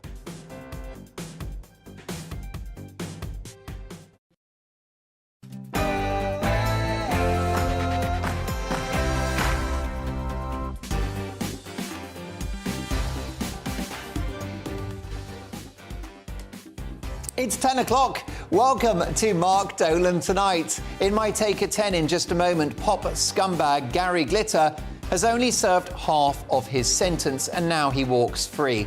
We should throw away the key. We'll catch up with some of the other big stories of the day in the news agenda with my panel. Now, here's a shocker, not my words, but a recent survey suggests that Britain is a crap destination for tourism. What do you think? Is Britain a good place to visit? And what are your Christmas present fails? Do get in touch and let me know. Mark at gbnews.uk. Plus, tomorrow's paper's live and uninterrupted, 10 minutes earlier than everyone else at 10:20. But that Take at 10 is on its way, and I'm not pulling my punches. But first, the headlines with the brilliant Bethany Elsey.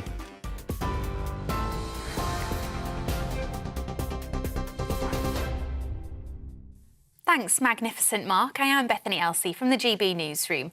Amber weather warnings have been issued for the north of England tomorrow, meaning icy conditions could be a risk to life.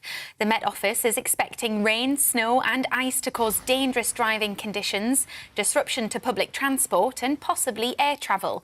Yellow weather warnings are in place for most of the UK, with winter conditions expected to cause further travel disruption. A woman who was injured in a crowd crush at the Brixton O2 Academy has now died. 33-year-old Rebecca Ikumalo from Newham in East London, was injured when ticketless fans tried to force their way into the music venue. Two other women, aged 21 and 23, remain in a critical condition in hospital. The Nigerian artist Ashake, who was performing that night, says he's devastated by the incident and overwhelmed with grief. The RMT union is accusing Westminster of being the odd one out in the long-running pay dispute with rail workers after deals have been agreed in both Wales and Scotland. In Wales, 4 rail unions have agreed to a pay rise worth 4.5% over 9 months. It says 40,000 staff in England continued with a 4th day of strike action this week, crippling Network Rail services and 14 other rail operators. The Department for Transport is urging the RMT union to reconsider their position. NHS bosses are warning hospitals must free up beds ahead of planned industrial action by ambulance crews in England. They're urging the government and unions to resolve the pay dispute before the first day of action on Wednesday. NHS data shows 1 in 6 patients are waiting more than an hour to be transferred from ambulance to A&E care.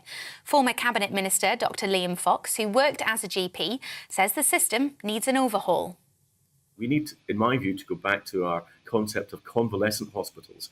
And I think that we need to ensure that people are getting the appropriate care, because if you've got people occupying those acute beds who don't need to be there, it doesn't matter how much money you pour into the system, you're not going to get the output that's appropriate. Police in Avon and Somerset have issued a safety warning after several calls about children playing on frozen lakes.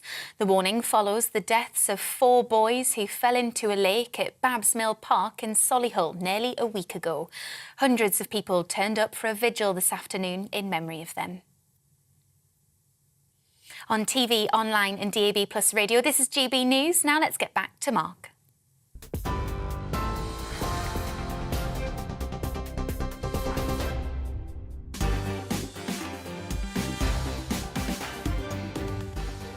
Thanks, Bethany. We'll see you in an hour. Still to come tonight on Mark Dolan Tonight in the news agenda with my panel. Is Britain a crap destination for tourism? And what are your Christmas present fails? Tackling all of those stories tonight and many more are actress and commentator Ashleen Horgan-Wallace, political broadcaster and writer Albie Amankona, and DJ and TV presenter, broadcasting legend Neil Fox. Plus, tomorrow's paper's live and uninterrupted 10 minutes earlier than everyone else at 10:20 right through until 11. I want to hear from you throughout. Mark at gbnews.uk. Lots to get through. Don't forget the papers at 10:20. But first, my take at 10.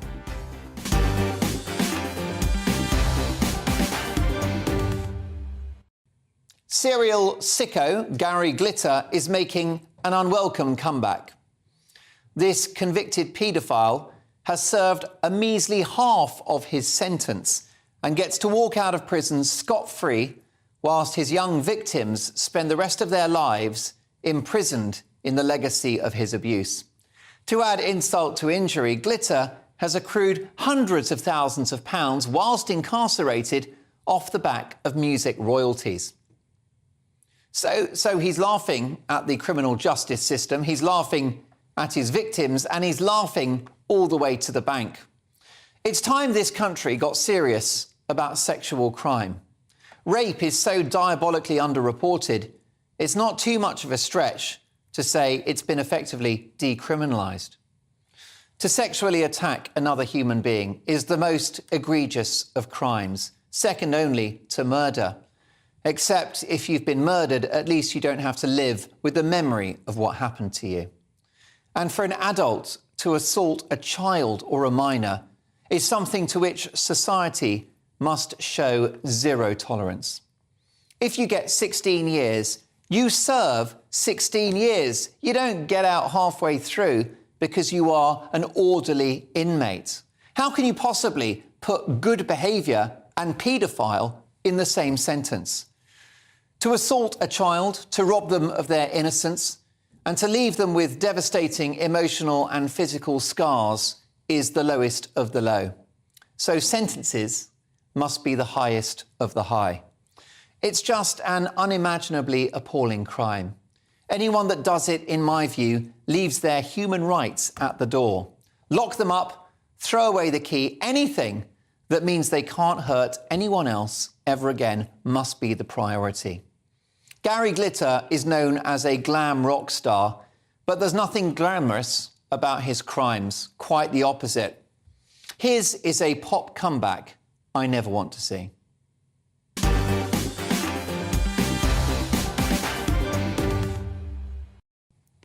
Let's get reaction now to my take at 10 from my all-star panel, Ashleen Horgan-Wallace, Albie Amankona and Neil Fox. Let me start with you, Albie, if I can. This man walks free, having served half his sentence and ruined several young lives. I just think some of the decisions that get taken on these parole boards are interesting, to say the least.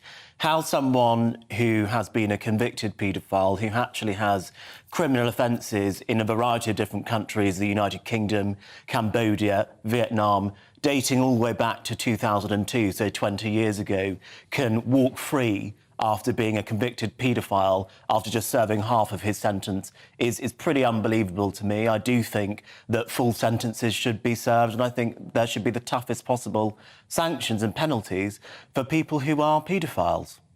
Yes, Ashleen Horgan-Wallace, what's your view on this? I don't know if he actually... I think he skipped going towards the parole board. I might be wrong on that, but I think that's what happened. I think it's an absolute... Oh, it's just... I was getting teary when I was listening to your monologue. It's just disgusting. He was sent to prison for 4 months before any of the actual sexual offences for having child pornography on his computer. Now, 4 months for what must have been the start. Well, who knows how far back it went, but that's where he got caught. If he'd have had a longer sentence from that moment, perhaps these other poor children wouldn't have their lives devastated by him and his disgusting acts. And you see time and time again people getting longer sentences for, I don't know, robbing a bank. You know, if you've damaged a child, a defenceless child, emotionally, physically, mentally, scarred them for life, I'm going to get upset. I feel so strongly about it. You need to be locked up and thrown away the key. Sorry. I'm sorry to get emotional, but it's something that for him to get out and those poor children's lives are never going to be the same again, it's just abhorrent. And yeah, it makes me feel sick. And like I say, I'm repeating myself, but if he'd have got longer the first time he was caught, perhaps none of this would have happened. He sees out his days, Aisling, as a very wealthy man. That's the disgusting part. Take his money and give it to the victims, you know?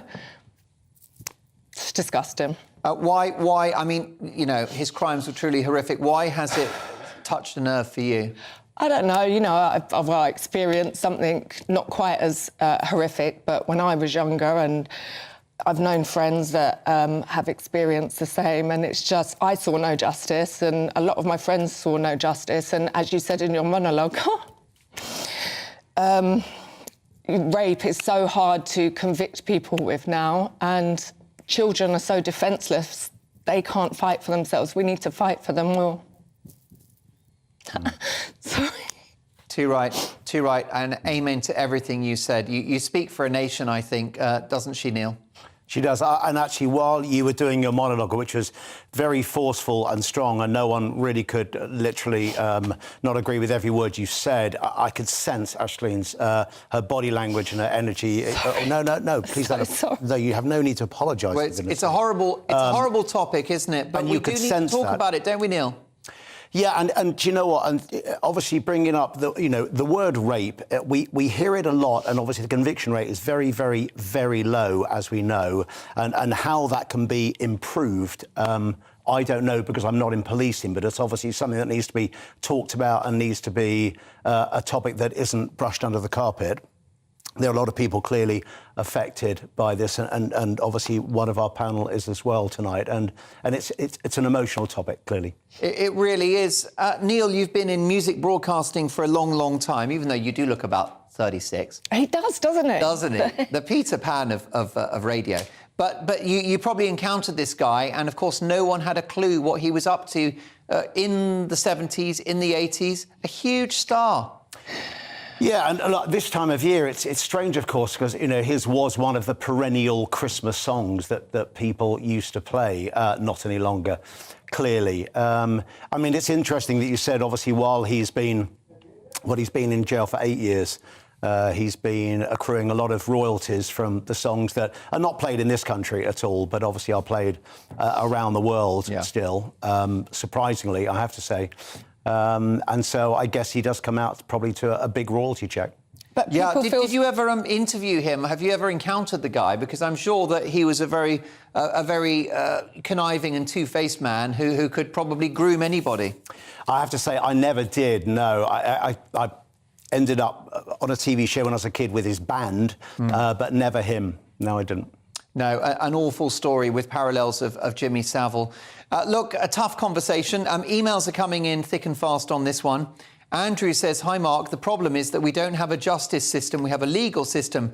Judges have to work within the law. The law is the problem. Would love to talk about this too. That's Andy. I do have one... have I got... there's a couple of... there's one supportive email of Gary Glitter, and I apologise because I don't have your name to hand, but I did get an email earlier from a lady who said that his crimes are very bad, but that he's served his time. So thank you for your view. All views are welcome. We debate everything, and there's no one-way track on any conversation. Lots more to come. Next up, a sneak preview of tomorrow's papers. See you shortly.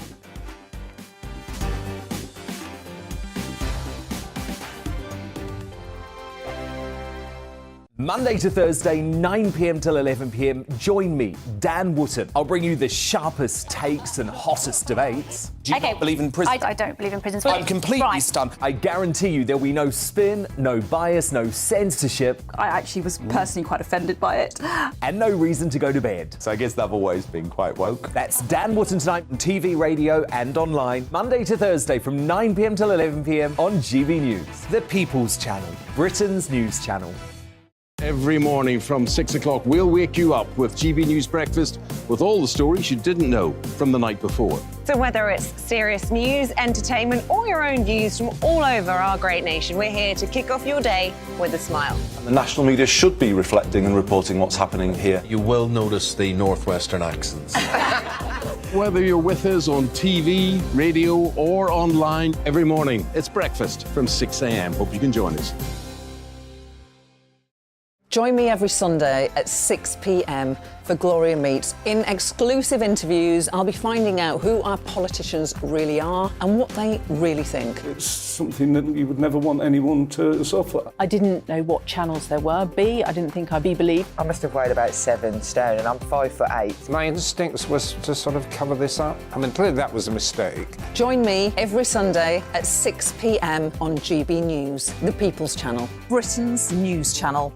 Hello there, it's Eamon Holmes here from Breakfast on GB News. We're not just on your television and your screens, you know. We're on DAB plus digital radio, so you can listen to your favourite shows on the move. If you've not yet listened to GB News Radio, it's very simple. We're on your radio player and TuneIn apps, on your smart speaker, phone or tablet, or online at gbnews.uk. Take us with you wherever you go. GB News Radio. You never have to miss a moment of the People's Channel. My name's Tom Harwood and join me 9:30 a.m. every weekday for The Briefing, your one-stop shop for everything you need to know about what's going on in politics today. I wonder if this is a deal that might need to be like the biscuits in this factory, twice baked. Is there not an opportunity here to win out against the extremes? Tom Harwood, GB News. What are you going to do about it? Things should have been done differently, and they certainly are being done differently. Don't miss it. The Briefing with me, Tom Harwood, 9:30 Monday to Friday on GB News. Hello, I'm Simon Evans. Join me on GB News for Headliners at 11 p.m, where I'll be joined by two of the country's top comedians as we take a look at tomorrow's newspapers tonight. If it's a big story, we'll be covering it, I guarantee, but we'll also have some fun along the way. That's GB News Headliners at 11 p.m. We won't put you to sleep, unlike some of the other paper review shows out there. So join us, 11 p.m, 7 nights a week.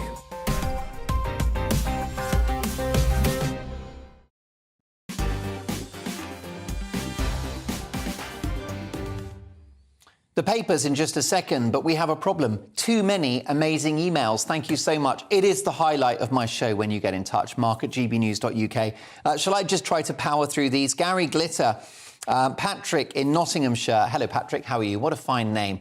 Did you know I was born on St. Patrick's Day? And everyone asks, why are you not called Patrick? And I think my mum said it's too Irish.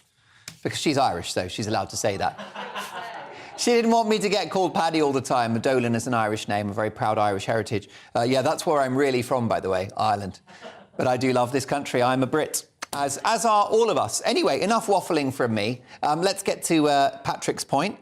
Mark, Gary Glitter has been abusing children since the 70s, and he should have been locked up for the remainder of his life. There's no words to describe how disgusting that man is and the fact that he's walking free after 8 years beggars belief. Alternatively, put him in a room with family members of the children he's abused, and that will be justice too. Adrian, your sentiments towards Glitter are understandable, but why don't you say the same about the transgender community who talk little boys into chemically castrating themselves and surgically removing their genitals, and little girls into slicing off their breasts? Well, Adrian, you're right, and I do. But you're absolutely right to point that out. And of course, it's just kind of a few nutters, really, isn't it? Like the Tavistock Centre, who have been linked to this sort of madness, the Mermaids charity, sending teenagers chest-flattening devices to stop them developing breasts. The world's gone mad. Andy says the problem is we don't have a justice system, we have a legal system, and it's all failing. On Grant Shapps. Grant Shapps, the business secretary, has done an advert telling us to turn down the boiler.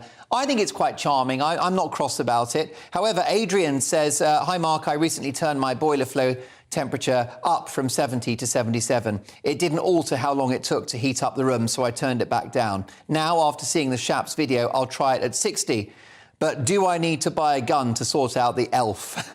Anne says, I'm right there with Grant Shapps. As a visiting officer for the DWP, I can assure you that when I visit people on low incomes in their homes, they waste energy left, right and centre.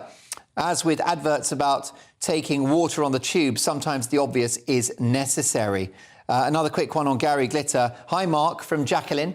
It's disgusting that Gary Glitter has only done half his prison sentence. Forgive the language, but that sack of shit should have done every damn day of it. There you go. Well, look, Jackie's not pulling her punches. And Jackie, you won't be edited. Not on my watch. Well, there you go. I could one day I want to do a show where I only read your emails because it's always brilliant. Should we have a couple of Christmas dinner ones? I was asking earlier in the big question, is Christmas dinner overrated? And so we have got some cracking responses to that. Let us get them, though. We're just going to fire up the emails here. Deborah says our traditional Christmas lunch is goose. The Americans introduced turkey. Dee said, Mark, I made 64 pigs in blankets last year for just 5 meat eaters. And they were all gone by Boxing Day. They would. They jump in your mouth, don't they? They absolutely do. And how about this? A note on Kinsey Schofield, who's our brilliant US correspondent on the world of US politics, showbiz and royalty. David says, hi, Mark. I don't know if Mrs. Dolan watches your show, but she must be a little jealous when you say, hi, Kinsey, every Saturday night. You're playing a dangerous game. David, let me be clear. Full disclosure, I've been trying to have an affair with Kinsey Schofield for years now, and I've completely failed. OK, folks, it's that time. An early sneak peek at tomorrow's papers, 10 minutes earlier than everyone else. And I'm delighted to get to the first of those stories now. And what have we got? The Independent. OK, let's have a look at the Indie. Well done, team, for getting this one ready at warp speed. And here it comes now, courtesy of Faye in the gallery. Awful story.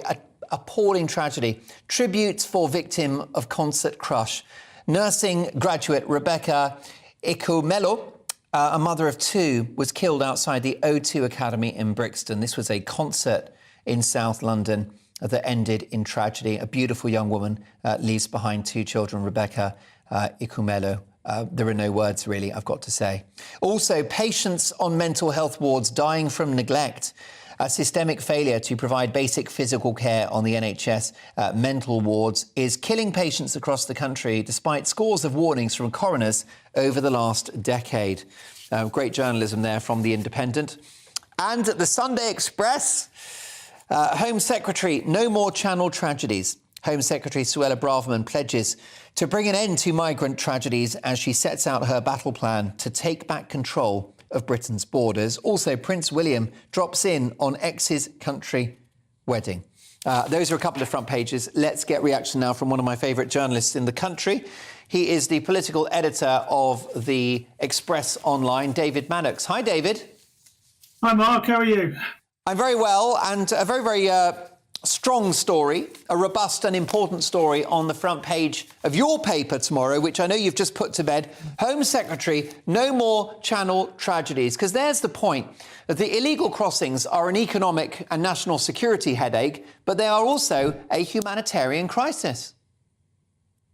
Yes, they are. And I think this side of the whole Channel crossings is often forgotten, especially by those who want us somehow to keep open borders and are happy for all these people to be landing on our beaches. But, you know, behind these crossings are some particularly malevolent and malicious criminal gangs who are actually, when they bring people over, quite often putting them into slave labour, women into prostitution, and it's and of course putting these people's lives at risk in the Channel. But actually, earlier in the process, crossing over often from Libya to Italy, and we've had tragedies over there too. So really, I think Suella Braverman, again, is focusing on the right issue here. Has she got the chops as Home Secretary to deliver, do you think? Does she have the conviction? Does she have the intellect? Does she have the work ethic? What's your appraisal of Suella Braverman? Because I think she's got the second most important job in the country at the moment. Yes, after the Prime Minister, she has. And I've always been a fan of Suella Braverman's. I think she certainly has got the intellect. She's certainly got the courage to go through with things and the conviction. I mean, this is somebody on a slightly different issue, but somebody on Brexit was one of the Spartans who refused to compromise. And she's not somebody who backs down at all. The issue for her, as is true with her predecessor, Priti Patel, is whether the Home Office civil servants, whether Downing Street and the others who need to support her will give her the proper support. I'm convinced that Priti would have done a lot of these things had she had the proper support. Indeed so. I've got no doubt that's true, including perhaps the Rwanda plan. David Maddox, in my big opinion monologue, I've suggested that it's do or die for Rishi Sunak in the next couple of months. Britain is in the grip of a winter of discontent. He's got to stand up to the trade unions. I've suggested that he should give the nurses something, and I know that's your view at the Express as well. But I think he's got to say to the RMT union and, of course, the civil servants and God knows who else, I'm so sorry, the country's broke and we can't ramp up inflation. So he's got to get tough with the unions, and he's got to get tough with do-good lawyers and the blob who will try to allow those illegal crossings to happen across the channel. What about the Prime Minister? Can he have his Falklands moment? Can he be tough? Because it will define his premiership, won't it? It certainly will, actually, and I don't think he's got any choice. If he steps back on these things, even with the nurses, I mean, the Express is supporting the nurses to a certain degree, but if he starts handing out 20% pay increases, he's going to get himself into enormous trouble. He's got to stand firm. But this week, our weekly tracker poll showed that there'd been a big narrowing of the gap between the Conservatives and Labour, and the main reason for that seems to be the strikes, and actually the fact that the government is standing up to the strikes, and of course Labour inevitably are all over the place on the issue. So I think it's actually working for him. So you should just look at the data and just see where he is. He's got 2 years, but he's got to prove himself, you're right, in the next 2 or 3 months and show that he's a real Prime Minister. Yeah, briefly, what's your view of his character? I mean, he's only been in the Commons since 2015, but, is he a tough guy? Is he a conviction politician?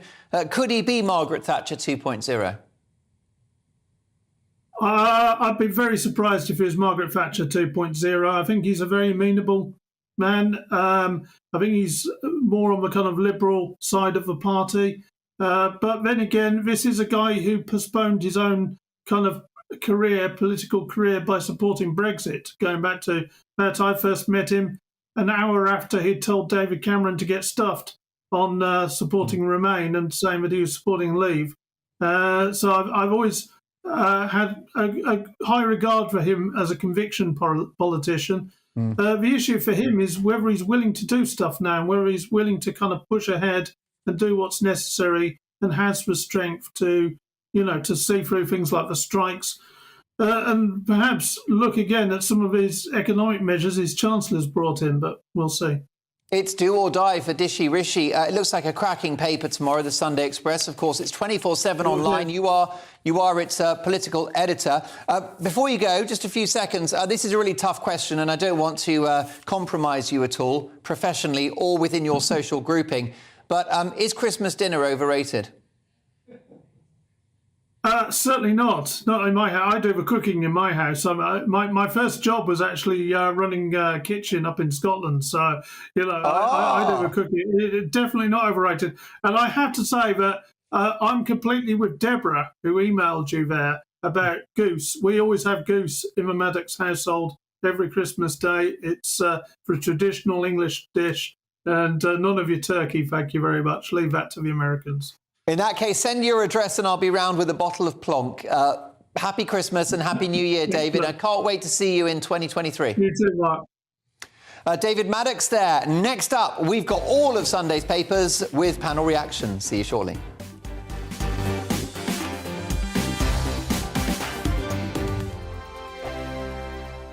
We are GB News, and we'd like to say thank you to each and every one of you for bringing us your conversations, for helping our great nation find its voice. We are here for you on radio, television, and online, across England, Scotland, Wales, and Northern Ireland. It's not the BBC, you actually get your facts right. We are proud to be GB News, the People's Channel, Britain's news channel. Hi there, it's Stephen and Anne. At breakfast from 6 a.m, you'll always be caught up with everything you need to know, the latest headlines, opinions and debates. We'll bring you the good news and the bad, but most of all, we're here for you. Remember, send in your views and let us know what you would like us to talk about. That's because we're your news channel. And every morning at 6 a.m, it's breakfast on GB News. Monday to Thursday on GB News, it's Bev Turner Today from 10 a.m. We're going to be here for you, our GB News family, to keep you up to date, but also make you smile. The guy went from puberty to adultery. And I can't wait to bring a few of my own opinions. I have no time for cultural totalitarianism. We'll engage in passionate, but always polite debate, with your thoughts and opinions at the centre of it all. Only on GB News, the People's Channel, Britain's news channel. Join me, Nana Akue, Saturday and Sunday afternoons on GB News. Expect fiery debate and passionate discussion as me and my panel tackle some of the biggest topics hitting the headlines. It's a place for everyone's opinion. No one gets cancelled, but no one gets an easy ride. Oh, she's on it today! Be ready for conversations that are fierce, frank, and of course, fun. Every Saturday and Sunday afternoon from 4 p.m. on GB News, the People's Channel. Join my show Farage, 7 p.m. till 8 p.m. Monday through Thursday, and there you will get opinion, analysis, debate, and I'll cover stories that nobody else dares to touch. You've been cancelled. Join the club. Oh my goodness, brilliant. And then for the last 15 minutes, talking pints. We're over a drink. We have a civilised conversation with someone. We very often disagree, but we do it in a grown-up way. Come and join me on Farage. We are GB News, the People's Channel. And right across the United Kingdom. You can find us on Sky Channel 512, Virgin Media Channel 604, Freesat Channel 216, Freeview Channel 236, and YouView Channel 236. You can also take us with you on DAB Plus Radio, with the GB News app and at the website gbnews.uk. We're absolutely everywhere. Come join us on GB News, the People's Channel, Britain's news channel.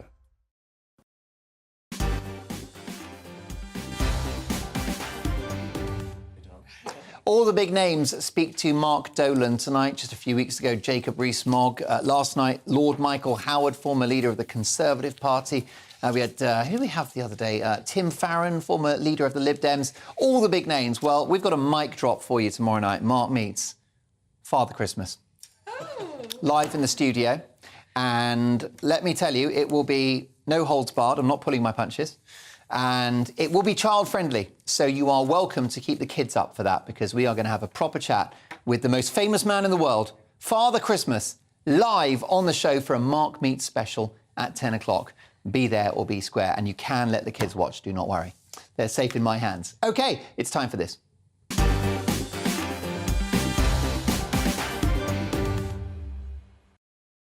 It's just gone 10:30, so we've got all of the papers. And where shall we start, Kralinsky?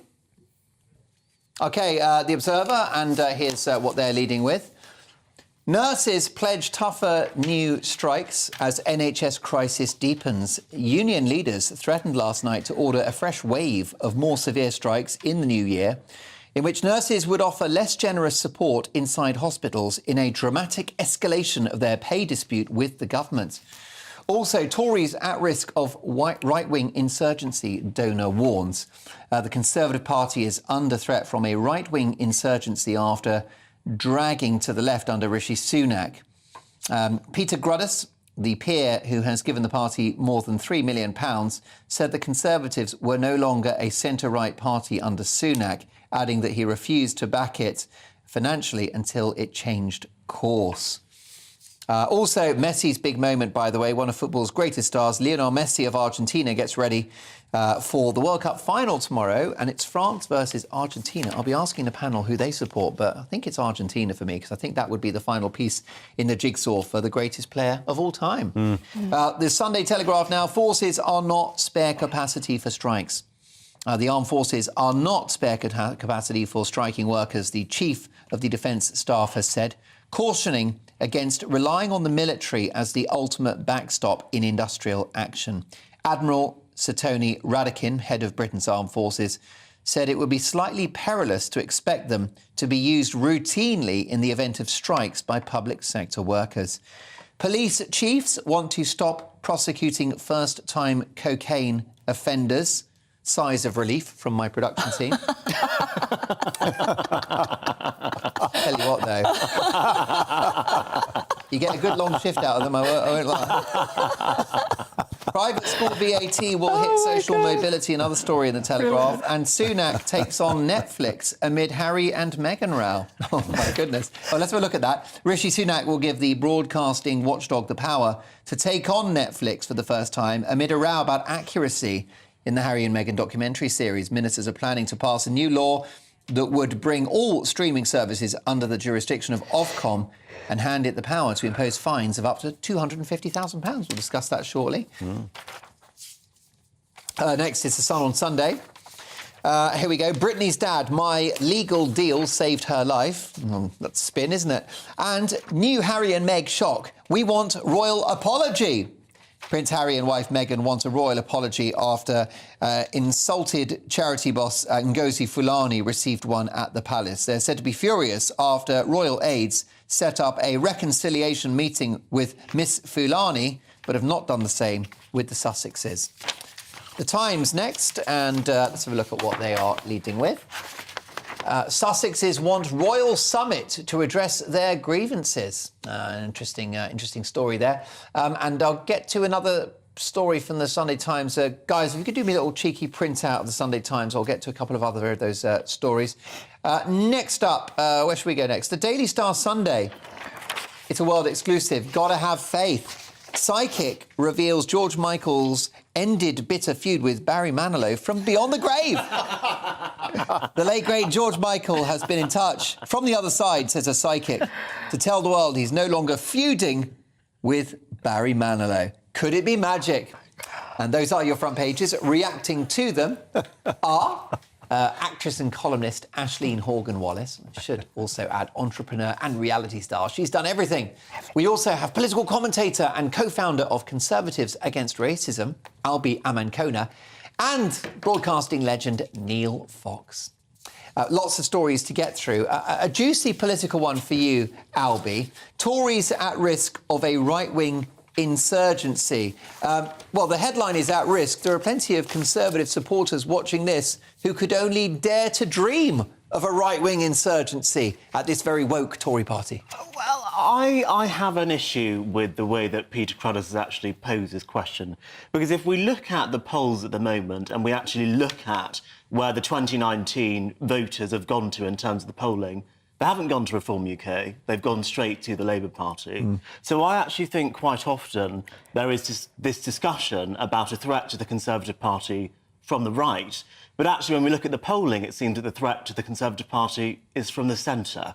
And I think policy, a lot of Conservative Party policy has been driven by what some might argue is this imaginary threat from the right. And yes, it was a very big problem when Nigel Farage was in frontline politics. He's no longer in frontline politics. So I think it would be wise for the Conservative Party really to focus on that centrist wing of voters who have left the Conservative Party and gone straight to Labour, rather than be too concerned about right-wing insurgency. The Tory party has not been very conservative in the last few years, though. I mean, we look at pandemic measures, which pretty much follow the pattern of the Communist Party in China, lockdowns, mask mandates, vaccine tyranny. And, of course, we've seen the government splash the cash, effective communism, really, in relation to furlough, paying healthy people to stay at home. Some people think of the modern party, the Tory party, as quite woke and very left-wing. Big tax and big spend, which, of course, we know is the case following the latest mini-budget. Look, the Conservative Party is undoubtedly in a very difficult position at the moment. It's fighting this secular trend that we see in the developed world of an ageing population and a lower and a shrinking labour force, which essentially means that over time governments have to tax a smaller workforce more and more and more in order to pay for an ageing population. There's not an easy antidote for that, and that leads to perpetually higher taxes and perpetually higher spending. The party that is able to solve that will be winning general elections throughout the next century. So you don't feel that the Tory party has drifted too much to the left? I would say the secular trend of an ageing population and a shrinking labour force is pushing politics leftward. But what about sort of weak on delivering the potential advantages and benefits of Brexit? What about weak on policing our borders? Upwards of 1,000 people landing on our shores illegally every day. Again, it doesn't sound very conservative, does it? Look, There are definitely things that this Conservative Party needs to do to get a control of things. Inflation, obviously, very important. They need to get back under control. What's happening in the English Channel, that's a relatively new problem. We've got to remember that this problem came into force because essentially Theresa May's government and indeed the Home Secretary at the time was so successful at closing off the lorry route. So then people started crossing the Channel, and now we're trying to go through all of these methods to try and stop people from crossing the Channel.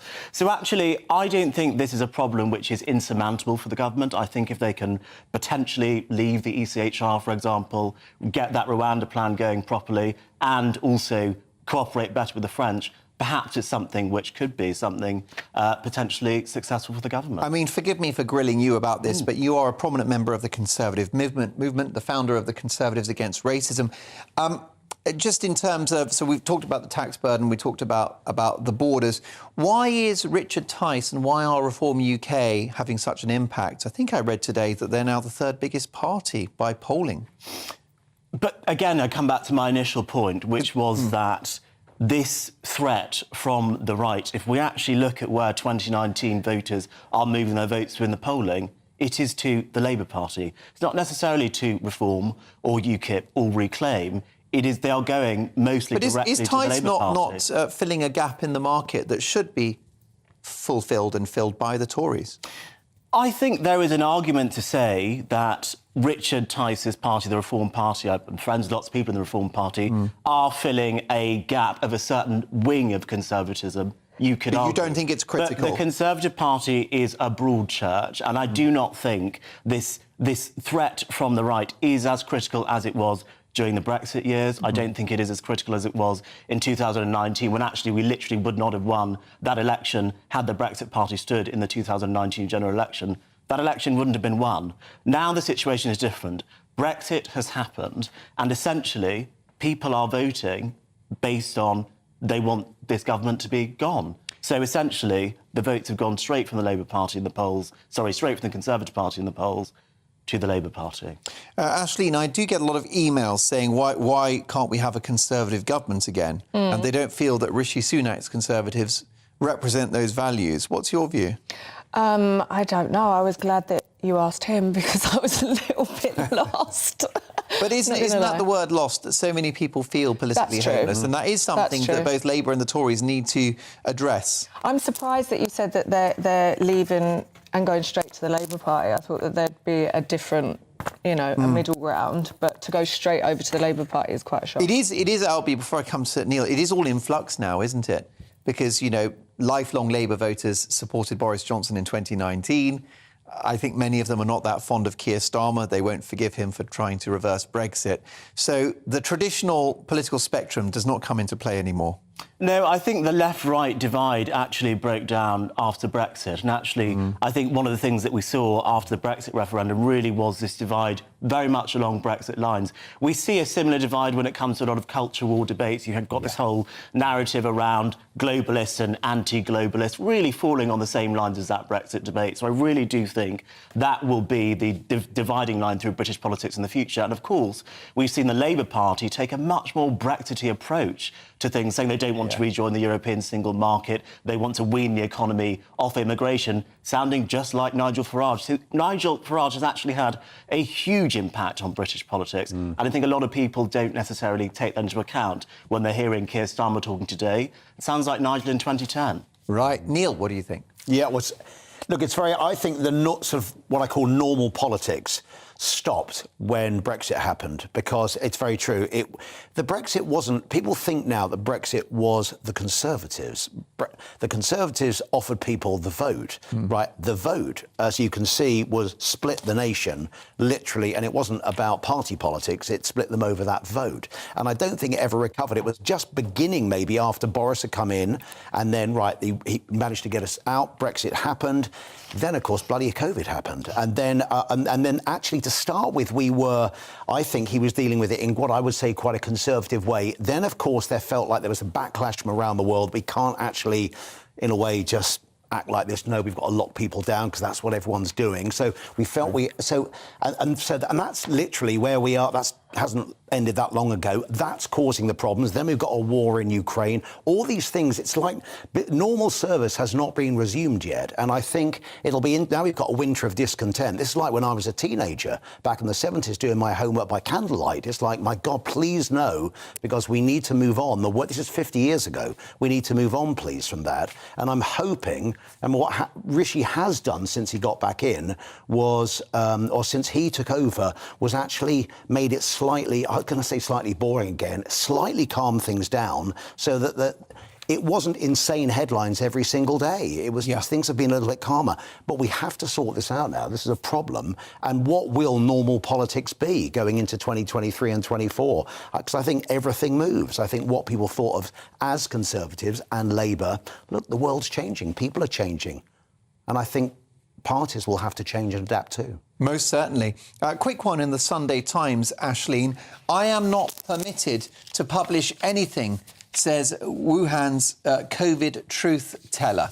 Will we ever, Aisling, get the truth about the source of this pandemic, the origins of it? Will we ever get the truth about lockdowns, about vaccines, about mask mandates? I don't think so, because then there'll be a public outrage and riots and God knows what else, because a lot of it, I feel, was just for control and for other reasons, and not because, I mean, obviously it's COVID is bad, but it was just too stringent, and I don't think the truth will ever come out. No, and the scandal is that those who speculated about the origins of the virus were ostracised, sometimes even fired from their jobs, taken off Twitter, had their platform removed. Theorists. You're just a conspiracy theorist. And after they said, well, it's just possible that COVID came from the Wuhan coronavirus laboratory in Wuhan. Could that be one line of inquiry? Yeah. And that was enough to get you cancelled two years ago. Yeah, well, then let's have an open inquiry and get to the root of it. But as I say, I don't think it will ever, the truth will never surface. I don't think. No. Neil? I don't think that, sadly, the truth will ever officially come out, because I don't think, if we, my personal opinion is, if we found out the truth, I think we'd all be too bloody annoyed. I think we'd be irritated. So do you think that mistakes were made and that a lot of it has been a terrible misjudgment? Yeah, I think so. And I think we're already beginning to find that out. I don't think that's too controversial. And I think the reaction that we've had to, to being locked down, to being controlled in that way, I think it was unnecessary. I think it was unnecessary. We've found that out now, that we know who sadly got affected by it and who didn't, right? And obviously we didn't all need to be locked down, really. But it's happened, and we are where we are, right, as that wonderful expression goes. So we have to find a way of moving on. Well said, and amen to that. Lots more to come before the end of the show. Is Britain a crap tourism destination? And we'll be discussing Christmas present fails. When have your family or friends let you down? Plus a couple more big stories from the papers. Don't go anywhere.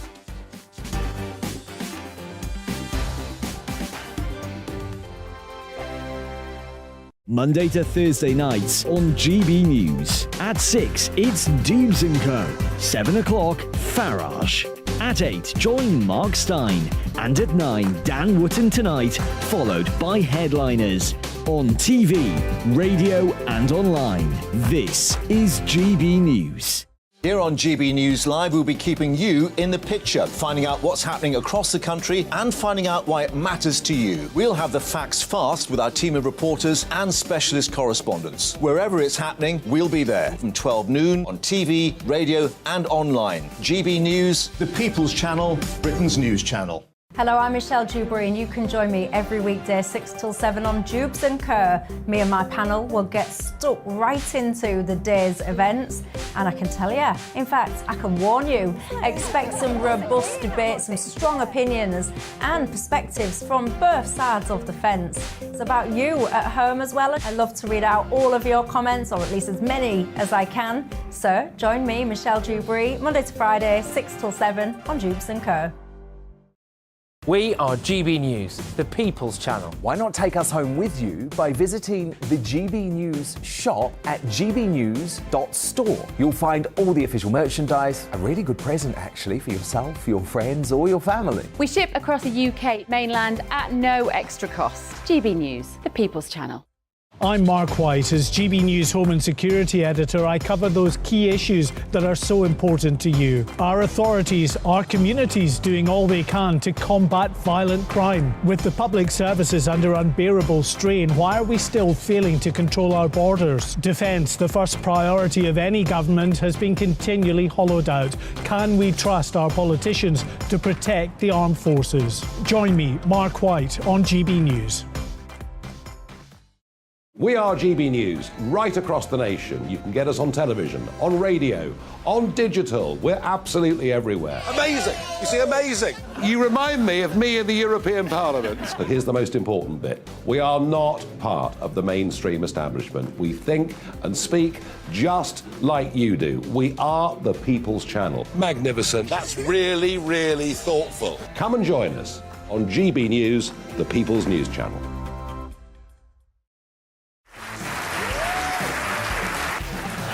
My name is Andrew Doyle. Join me every Sunday evening at 7 p.m. for Free Speech Nation. This is a show where we address current affairs and news stories of the week with the help of two wonderful comedian panellists. I brought in comics because I want to give it a lighter edge, and also they work for less. See you there.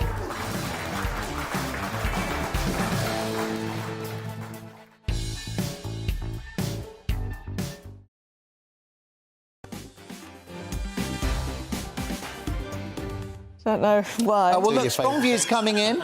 What's great about my panellists is that half of you agree with them, half of you don't. A bit of pushback to what some of Albie's comments. This from Pamela. I do not agree with Albie regarding the Conservatives. I don't want Rishi as our Prime Minister. I don't trust him. I really like Suella Braverman and hope she leaves the ECHR and quick. I will be voting for Reform UK. A couple more emails on that. Elaine, Mark, you've been so cheeky tonight.